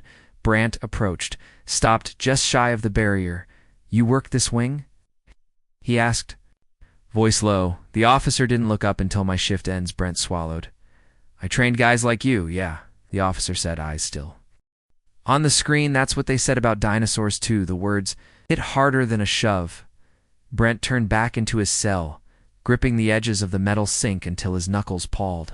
Could hear them even now, guards in the hallway chuckling over a meme. It was him, that freeze frame of his face, mid-shout-out, spliced with the phrase, unlawful but confident. He sat back down, forcing himself to breathe through his nose. He had always counted on strength, the badge, the fear he instilled now. None of those things returned his calls. Even his attorney had begun communicating through assistants. No messages of encouragement, only scheduling conflicts at lights out. He lay on the cot. Staring up at the concrete above him, there was a crack. Thin but visible, he'd memorized it. It curved left, then split near the end. It hadn't moved in days, but tonight he swore it had lengthened the next morning. He was led back to court this time. The crowd didn't buzz as he entered. There was no confusion. No noise, just quiet recognition. The jury barely looked at him. They were busy reading transcripts handed out before testimony resumed, pages filled with timelines, receipts, statements, each one another inch of rope he'd tied himself. The prosecution called the next witness, a former officer, one of Brandt's old trainees. Did you witness Officer Rollins use unauthorized tactics during your time together? The man nodded yes. Did you report them? No. Why not? He paused. Because I thought he was untouchable. Brandt shifted in his seat.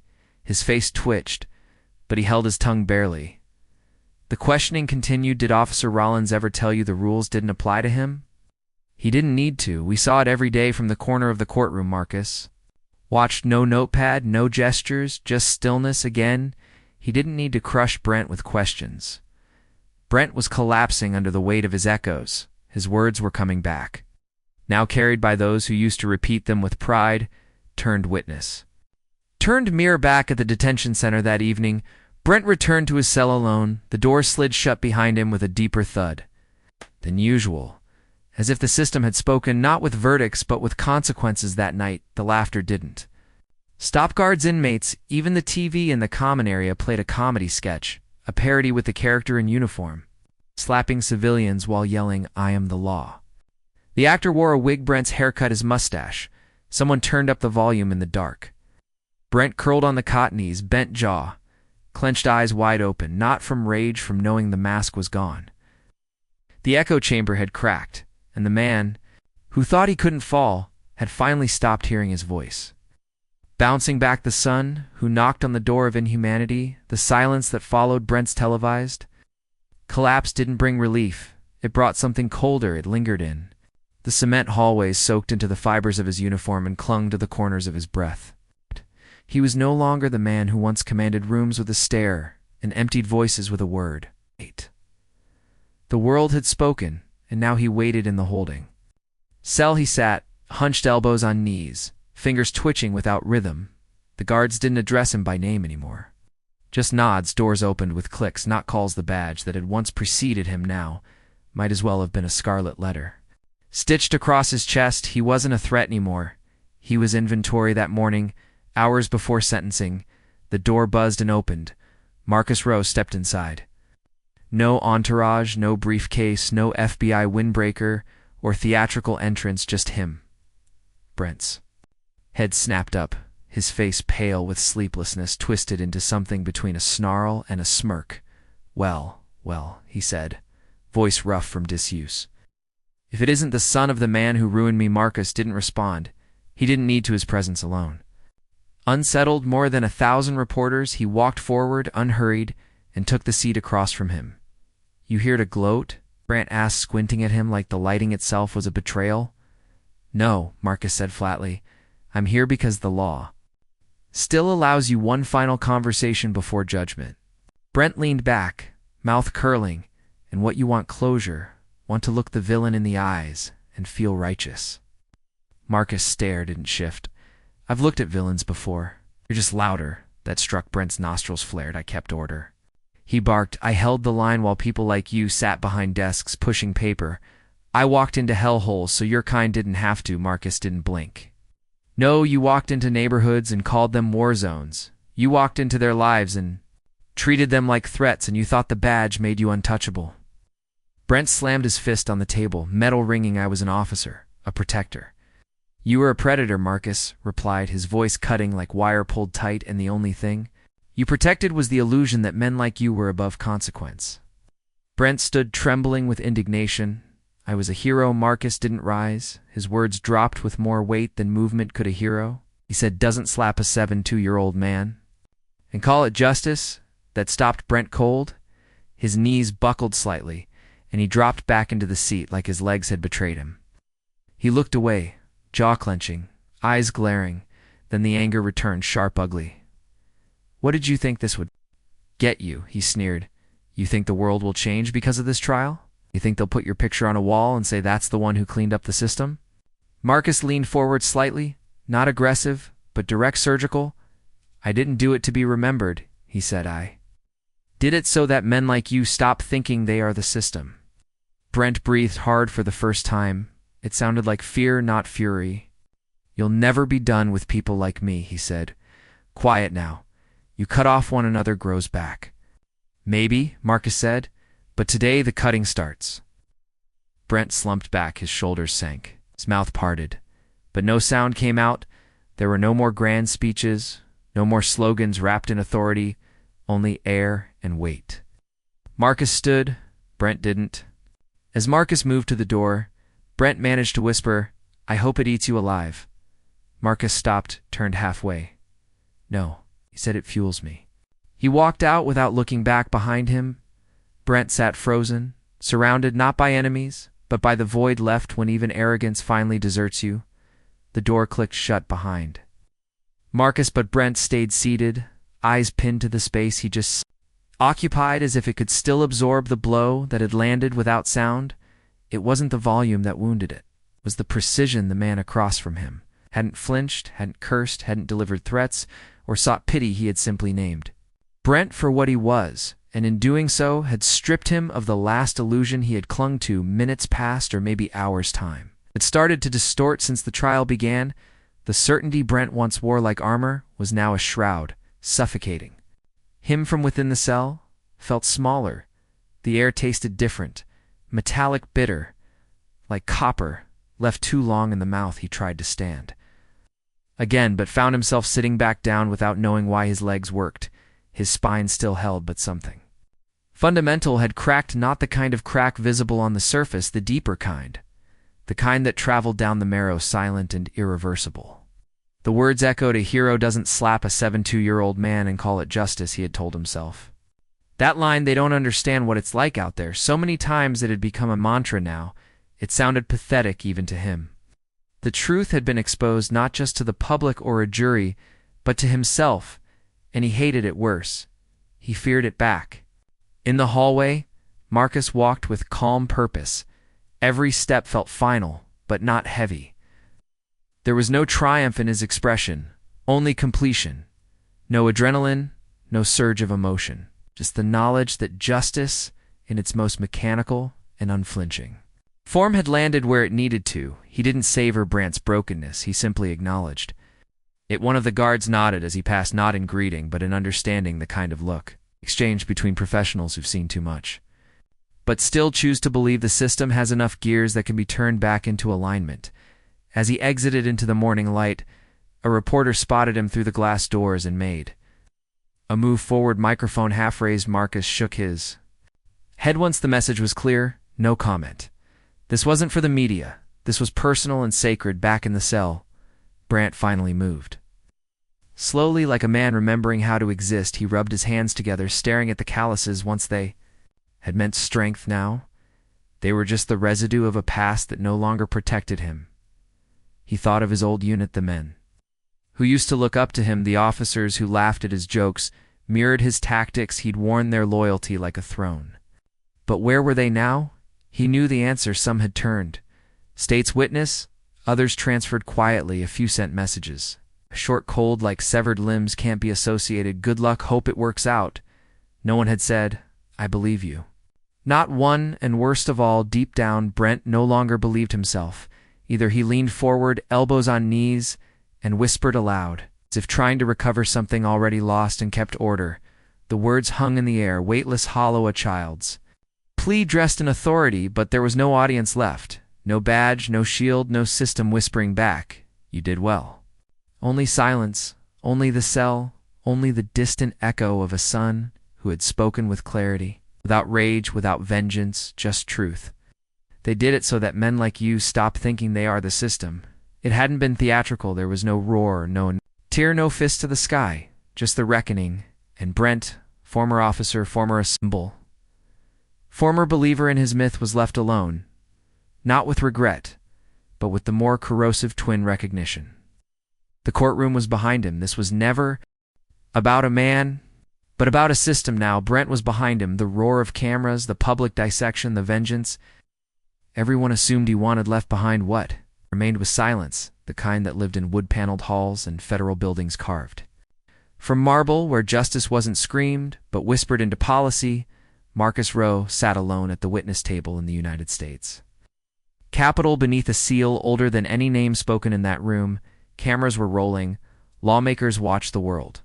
Waited, but Marcus, as always, didn't perform. He prepared. His voice didn't carry like a preacher's is. It didn't crack. Like an actor's, it landed steady, deliberate, exact, the way a scalpel lands when there's rot beneath. The skin I won't speak today about. Brent Rollins, he began, gaze calm, posture still. His story has already been televised, quoted, reinterpreted and condemned, and in truth his story was never the point. There was a pause, not dramatic, but necessary. I want to talk to you about my father. He reached into his coat, pulled out a small worn photo, the one viewers had seen months ago in documentaries, op-eds, and viral posts. But this time, it wasn't a symbol. It was testimony. This was taken. In 1967, he said, my father was younger than I am. Now, he stood beside a pastor in Birmingham demanding to be seen as equal in the country, that taxed him, policed him, and tried to erase him. Some committee members leaned in, others folded their arms, all listened. Was arrested that day, beaten, called things I won't repeat here. Because you already know the words, they've outlived their usefulness. Marcus set the photo flat on the table. His hands were steady, never struck back, not once. And he didn't teach me to either. He taught me to trust the law, not because it was flawless, but because if people like us stop believing in it, there would be nothing left but fire. The room stayed still, so I became part of the law. I didn't become a protester. I didn't become a preacher. I became a blade. Inside the machine, not to cut blindly, but to cut clean, he scanned the chamber slowly. What I discovered was not just corruption. It wasn't just one man drunk on power hiding behind a badge. It was the doors that stayed open for him. Paperwork that disappeared. Silence that brought careers.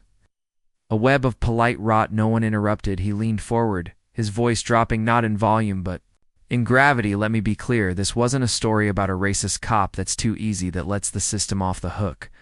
What I exposed was the normalization of violence, the administrative shielding of abuse, and the unspoken rule that some bodies matter less when weighed on the scales of American law. One of the senators scribbled something. Marcus continued, my father was slapped by a man in uniform. The country saw the video. Some were horrified, some made memes, some tried to justify it. He paused again, not because he faltered, but because silence, when used correctly, sharpens words. My father didn't flinch, he didn't sue, he didn't shout, he just looked back at that officer with dignity. And that was the moment. I knew I had to move, not with fists, but with facts, not with fury, but with federal leverage. A ripple went through the room, the kind of shift you could feel before applause, except no one clapped. Not yet. Marcus raised his eyes again. You brought me here today to ask what needs to change. Let me tell you, not just oversight, not just transparency. We need guilt too. Be operational. We need silence to be punished. We need badges to mean service, not immunity. He breathed slow and controlled. We need the system to fear its failure more than it fears its own image. That landed hard. I don't want a statue. I don't want a medal. I want paperwork to stop disappearing. I want complaints to stop being jokes. I want justice to be less about drama and more about maintenance. Wow. The tension broke. One senator nodded. Another uncrossed her arms. The chamber wasn't just listening. They were shifting. Marcus ended it. Clean. My father was hit. I responded, not. How Because I'm angry, because I still believe, in belief when backed by truth should not have to yell to be heard. He sat back, done. No one spoke for 3 full seconds. Then a single chair scraped, followed by another and another, until the entire chamber stood. No applause. It's just presence is more powerful that way. As Marcus gathered his things, one senior member leaned across the mic and said, not for the cameras, but for the record, this is the man who cleaned the blade. And Marcus, he didn't look back. He walked out of the chamber the same way he'd walked into the interrogation room, the same way he'd walked out of the courtroom, with the quiet certainty of a man who had done what needed to be done, without fire, without fame, without flinching the verdict. No one said his name. But everyone knew who one courtroom wasn't packed with cameras or buzzing with drama. It had the feel of something final, but unceremonious, like the quiet closing of a heavy vault. Door, no signs, no chants, no slogans bouncing off marble, just quiet, clean, cold, and decisive Brent Rollins sat with his back straight, face locked in the same defiant expression he had worn since day one. His uniform was gone, the fitted blue had been replaced by the drab gray of holding no badge, no belt, no nameplate. He looked smaller. Now, not physically, but in presence, the air that once inflated his arrogance had slowly drained with every damning piece of evidence. Every broken testimony, every name carved into the indictment like cuts across a ledger of impunity. The judge's voice was firm, but not loud.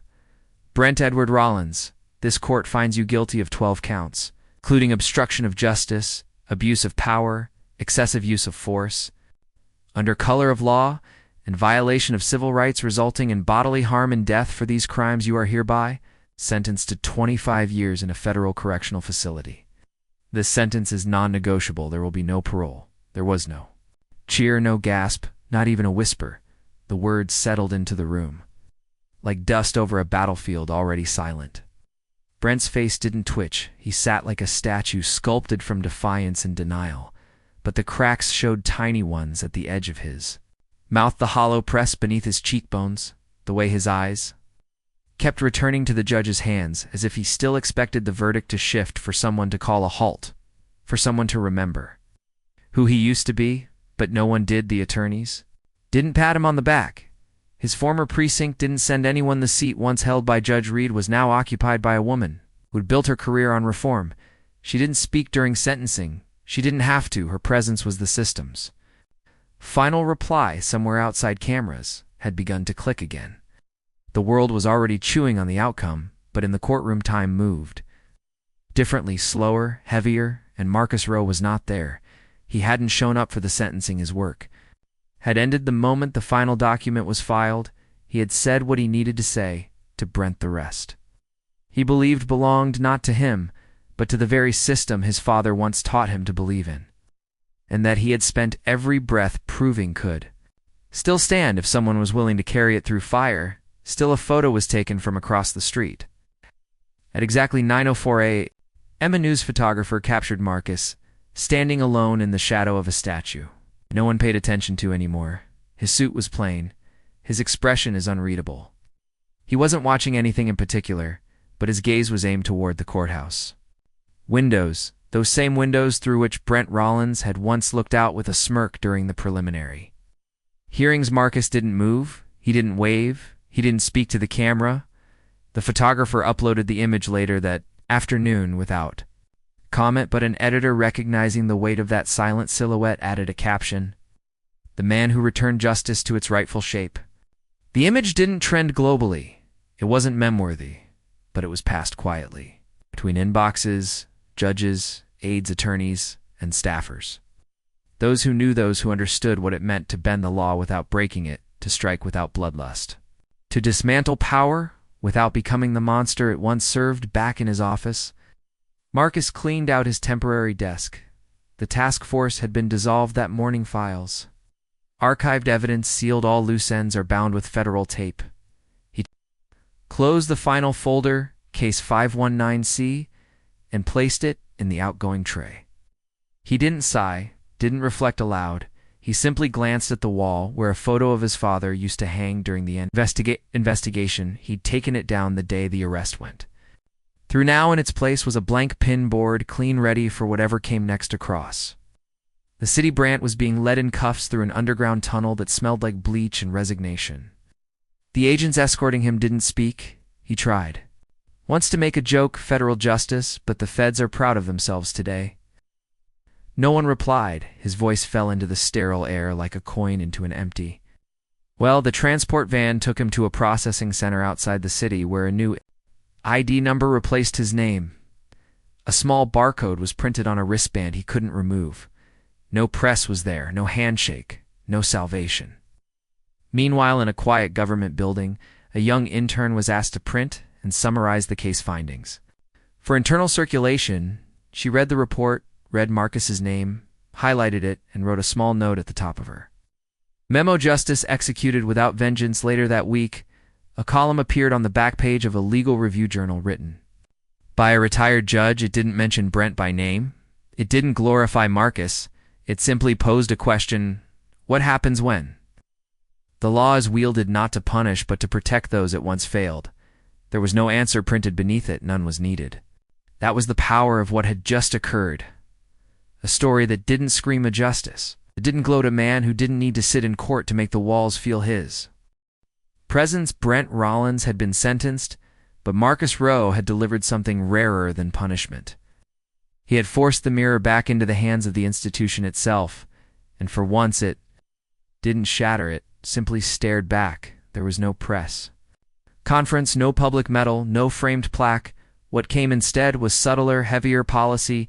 Internal affairs divisions across several states adopted mandatory audit trails based on Marcus Rowe's submission templates. New lines of code were added to evidence management systems, flags that couldn't be disabled, threads that couldn't be severed without generating alerts to oversight boards. People didn't call it reform, they called it a repair. Inside one city's police academy, an ethics instructor opened a lecture with a quote from the Gray Standards report. She didn't say who Marcus was. She didn't need to. Every recruit had read the piece not because it was assigned, but because it had become required reading in the unspoken curriculum of fear and consequence across forums once known for their closed-door cynicism. Veteran officers now debated out loud not whether what Brent did was wrong, they knew it was, but whether their silence had turned wrongdoing into procedure. One officer wrote anonymously, "The sound of that door kicking in wasn't just about Brent. It was about the fact that we let him think no one ever would. It wasn't heroism that stuck. It was the redefinition of accountability. Unromantic, unsentimental, unignorable." Meanwhile, community leaders cited the article in neighborhood meetings, in barbershops, in school board forums, not to glorify Marcus, but to mark a shift this system. One pastor said during a town hall wasn't brought down by riots or slogans cracked, because one man kept receipts somewhere in a basement archive. The original copy of Brent Rollins's internal file, the one with the suppressed complaints erased. Footage ghosted testimony was stamped in red closed subject, prosecuted right beneath it. A handwritten note was taped by a junior archivist. This time we didn't bury it in those months. The Gray Standards editorial office received thousands of letters. Survivors, former officers, civilians. One envelope had no return address, only a card inside with 10 words: "You printed what we lived, you printed what they hid." A law professor at Georgetown wrote an op-ed in The Atlantic titled "The Marcus Rowe Effect: Institutional Guilt Without Institutional Collapse." In it, she dissected how the case had avoided the typical pendulum public outrage followed by systemic defensiveness. Instead, it had cut so deeply and precisely the wound had to be addressed rather than dismissed. Her last paragraph read, "It turns out a scalpel is sometimes more terrifying than a sword." The effect wasn't an immediate revolution, it was recalibration, quiet, technical, relentless. Brent Rollins faded from headlines faster than anyone expected. No martyrdom, no televised appeal, just a number in a system he once manipulated with impunity, but his absence left a vacuum. And inside that vacuum, people started asking the questions he had silenced for nearly 2 decades. In an obscure podcast episode, an retired agent was asked what he thought of Marcus Rowe. He paused, then said, "It's clean. There's by the book, and then there's Rowe." He didn't bend the law, but he made it bow back to its purpose. Back in Winston Hill, an artist painted a mural outside the old courthouse. It wasn't Marcus's face, it was the image of a hand holding a worn-out file folder, cracked spine, redacted tabs, and on it the words "Truth." Filed weeks later, a nonprofit was formed, named not after Marcus or Luther, but simply "No More Closures." Its mission wasn't grand. It digitized complaint records, offered free legal navigation for those filing against officers, and educated citizens on how to access public documents. Its first seminar opened with a slide that read, "Silence isn't neutral, it's permission."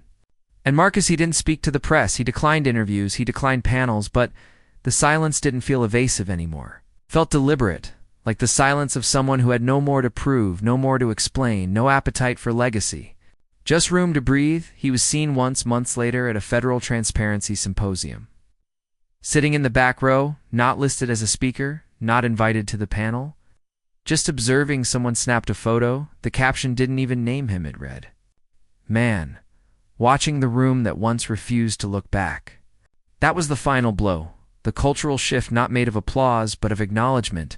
Justice didn't wear a cape, it wore a badge it refused to dishonor. Didn't shout it, marked it, remembered in the coffin that once held the illusion of invincibility. It was nailed shut, not by rage, not by protests, but by a file folder, a USB-A signature. On a warrant, a closed case file, and a line in a report that couldn't be unread, he never pulled the trigger. But the hammer fell exactly where it should have to. Men in the empty chair, the wood of the old porch creaked softly under their weight. But neither Marcus nor Luther moved. They sat in silence to generations divided by time.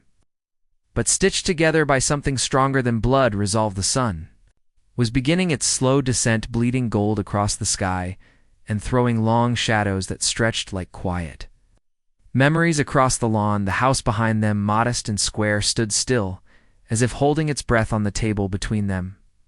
Envelope rested with deliberate casualness, its edges curled from use, from having been opened and closed so many times that it no longer held its original stiffness. Marcus had unfolded it earlier, scanning the contents not for information but for something deeper, for reason, for resonance. The letter inside, scrolled in blue crayon, was short. Dear Mr. Marcus, my name is Caleb, I'm 7. My mom showed me the video, she said. You're a man of justice. I don't know what that means yet, but I know I want to be like you, only I won't hit people, I promise. Love, Caleb. Marcus had read it 3 times.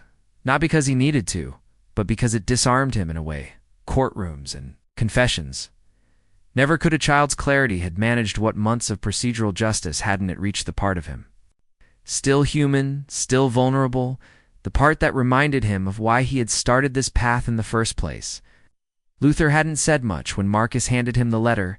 He just looked at it, eyes scanning the uneven lines, lips pressed into a thin line that held neither smile nor sorrow. When he finished, he folded it once, set it down on the wood grain, and returned to his coffee.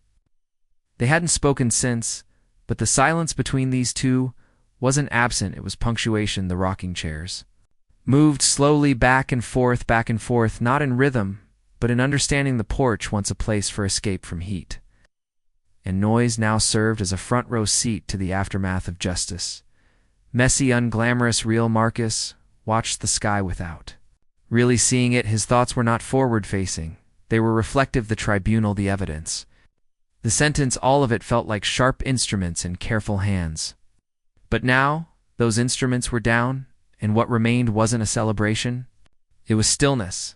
It was completion. You didn't speak today, Luther said finally, his voice worn like the porch underfoot, but steady. Marcus didn't turn. I didn't need to. And yet that boy wrote you, because words reach places court orders can't. Luther gave a faint nod. He'll grow up thinking you're the reason the world makes sense. No, Marcus said. Almost immediately, he'll grow up knowing. Someone pushed back. That's all I need. The conversation dissolved again, not awkwardly, but like ash in water. Inevitable quiet. A breeze moved through the branches overhead, rustling the leaves. Just enough to remind them that the world hadn't stopped. Marcus reached out and placed a fingertip on the envelope. It didn't move, but he could feel its weight, not physical, but emotional. A boy somewhere believed in him. Not because he won a case, but because he had held his silence while making the system scream. Luther watched his son. I know what you didn't say in court. Marcus turned to him now, his expression unreadable. You didn't tell them about the nights you sat in that room with his file open for hours. You didn't tell them. How many people said don't bother? How many doors slammed before one opened? I didn't need applause, Marcus said quietly. I needed clarity. And did you get it? No, Marcus answered, then paused. I gave it. A flicker of pride passed through Luther's eyes, but he didn't let it linger. He wasn't a man who praised easily, not because he lacked admiration, but because he believed praise could dull the blade of purpose. Instead, he offered something rarer. You didn't take revenge, he said. You did something far harder. Marcus raised an eyebrow. What's harder than justice? Correction, Luther said. Revenge demands anger. Justice demands proof. But correction that demands restraint and patience and pain, the truth of it settled between them like another presence. Visible, palpable, uninvited, but welcome they sat in it. The porch light clicked on automatically, casting warm amber across the weathered boards. It caught the edge of the letter, making the crayon shine faintly like a badge. Not made of metal, but of something purer. Marcus looked at the chair beside him. The one no one had sat in for years, his mother's chair, its cushions were faded but clean. He didn't move. It didn't reach out. He just looked at it for once. It didn't seem empty. It seemed complete. I used to think justice meant closure, Marcus said, voice barely above a breath. Now I think it just means no one else has to carry the weight. Luther nodded, not in agreement, but in recognition. And if they do, Marcus turned to him, then we do this again. No drama, no declaration, just a quiet promise in the half-light between two men who knew what cost looked like. Luther leaned back in his chair. The wood creaked beneath the motion, and looked out into the distance where the sky had begun its shift into twilight. His eyes weren't clouded by age, not tonight they were. Sharp, heavy with the knowledge of decades survived and history absorbed. Without ever raising his voice, he had seen marches, watched men bleed on pavement for a chance to vote, held his breath while judges wrote verdicts with fingers dripping with politics, and now in the slowness of this evening he was watching something far rarer. A system, even if only once acknowledging its rot. Marcus caught the tone in his father's breath more than the words themselves, that kind of silence, where memory hummed louder than any sentence was one. He'd grown up under it, had taught him how to listen, not to noise, but to what people tried not to say. That's how he found weak spots in witnesses.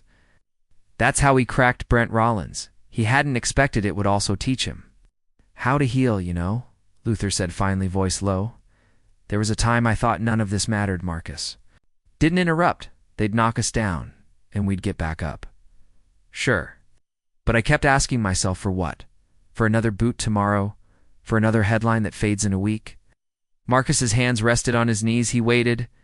But then I saw the way that boy spelled your name. Not agent, not FBI, just Mr. Marcus, like you were someone he could touch, not a symbol, a man. There was a pause before Marcus answered. I wasn't trying to be a symbol exactly, Luther said, and that's why it worked. The light wind brushed past them again, cooler now. Somewhere in the distance a screen door banged and someone's dog barked once before being called back. Inside, life kept moving quietly, undisturbed. But here, in this pocket of stillness, something irreversible had happened. A system had been called out not by rioters or banners or viral hashtags, but by precision, by law, by relentless truth. And now with Brent's sentence sealed in history, beginning its digestion of the moment, the row men sat with what came after. Do you think he'll rot? Marcus asked, not out of vengeance, but curiosity.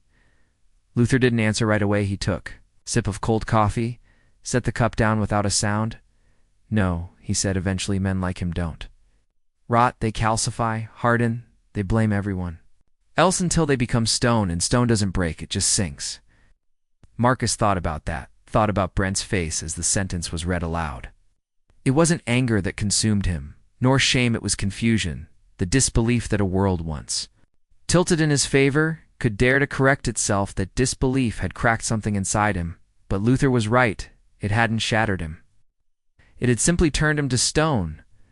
I didn't need him to break, Marcus, said Luther, nodded. You needed the world to see he wasn't unbreakable. That was it. The purpose had never been destruction. It had been a revelation to take off the badge, the lies, the silence, and show everyone what had been allowed to stand for too long. Marcus hadn't hunted Brent. He'd uncovered him from inside the house. The clock struck a soft chime, 8 notes.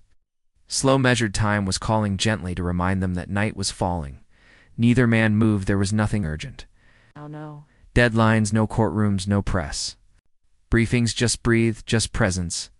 Marcus reached for the letter again.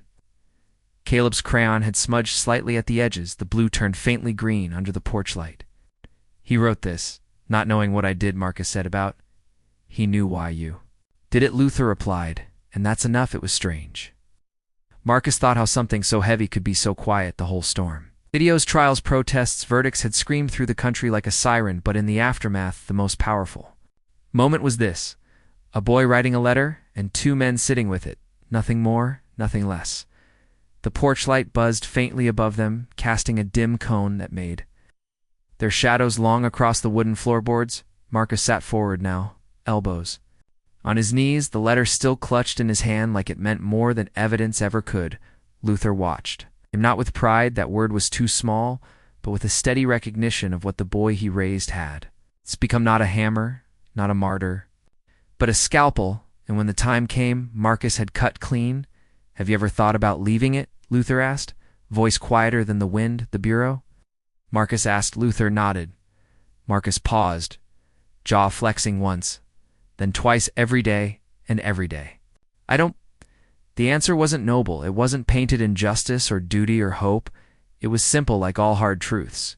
He didn't stay because he believed the system worked. He stayed because too many people believed it never could, and someone had to. Prove them wrong, even if just one. I'm not naive, Marcus said. This doesn't fix anything, no, Luther replied. But it reminds people that fixing is possible. That was the difference. That was what the Brent Rollins of the world never understood, they thought.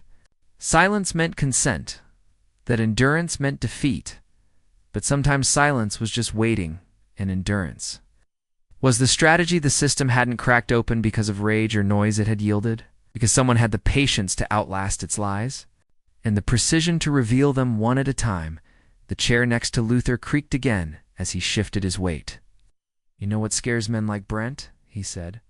Eyes still forward. Marcus shook his head. Paperwork. Luther said eyes still forward, and that's the thing. They can't shoot their way out of the system. Marcus smiled faintly. It was the kind of smile that didn't reach the eyes but carried a weight. All its own, because it was true. Brent Rollins hadn't been brought down by fury or fire. He'd been undone by the same laws. He twisted the same badges. He hid behind the same silence he thought would shield him. That was the justice Marcus had chosen, not revenge, not even retribution, but exposure. And now, with the sun fully gone and only a soft orange bleeding across the edge of the clouds, it was time to let it settle, to let it breathe. You think the others will follow? Marcus asked. Didn't have to name them. The ones still on the force, the ones still protected, the ones still unchecked.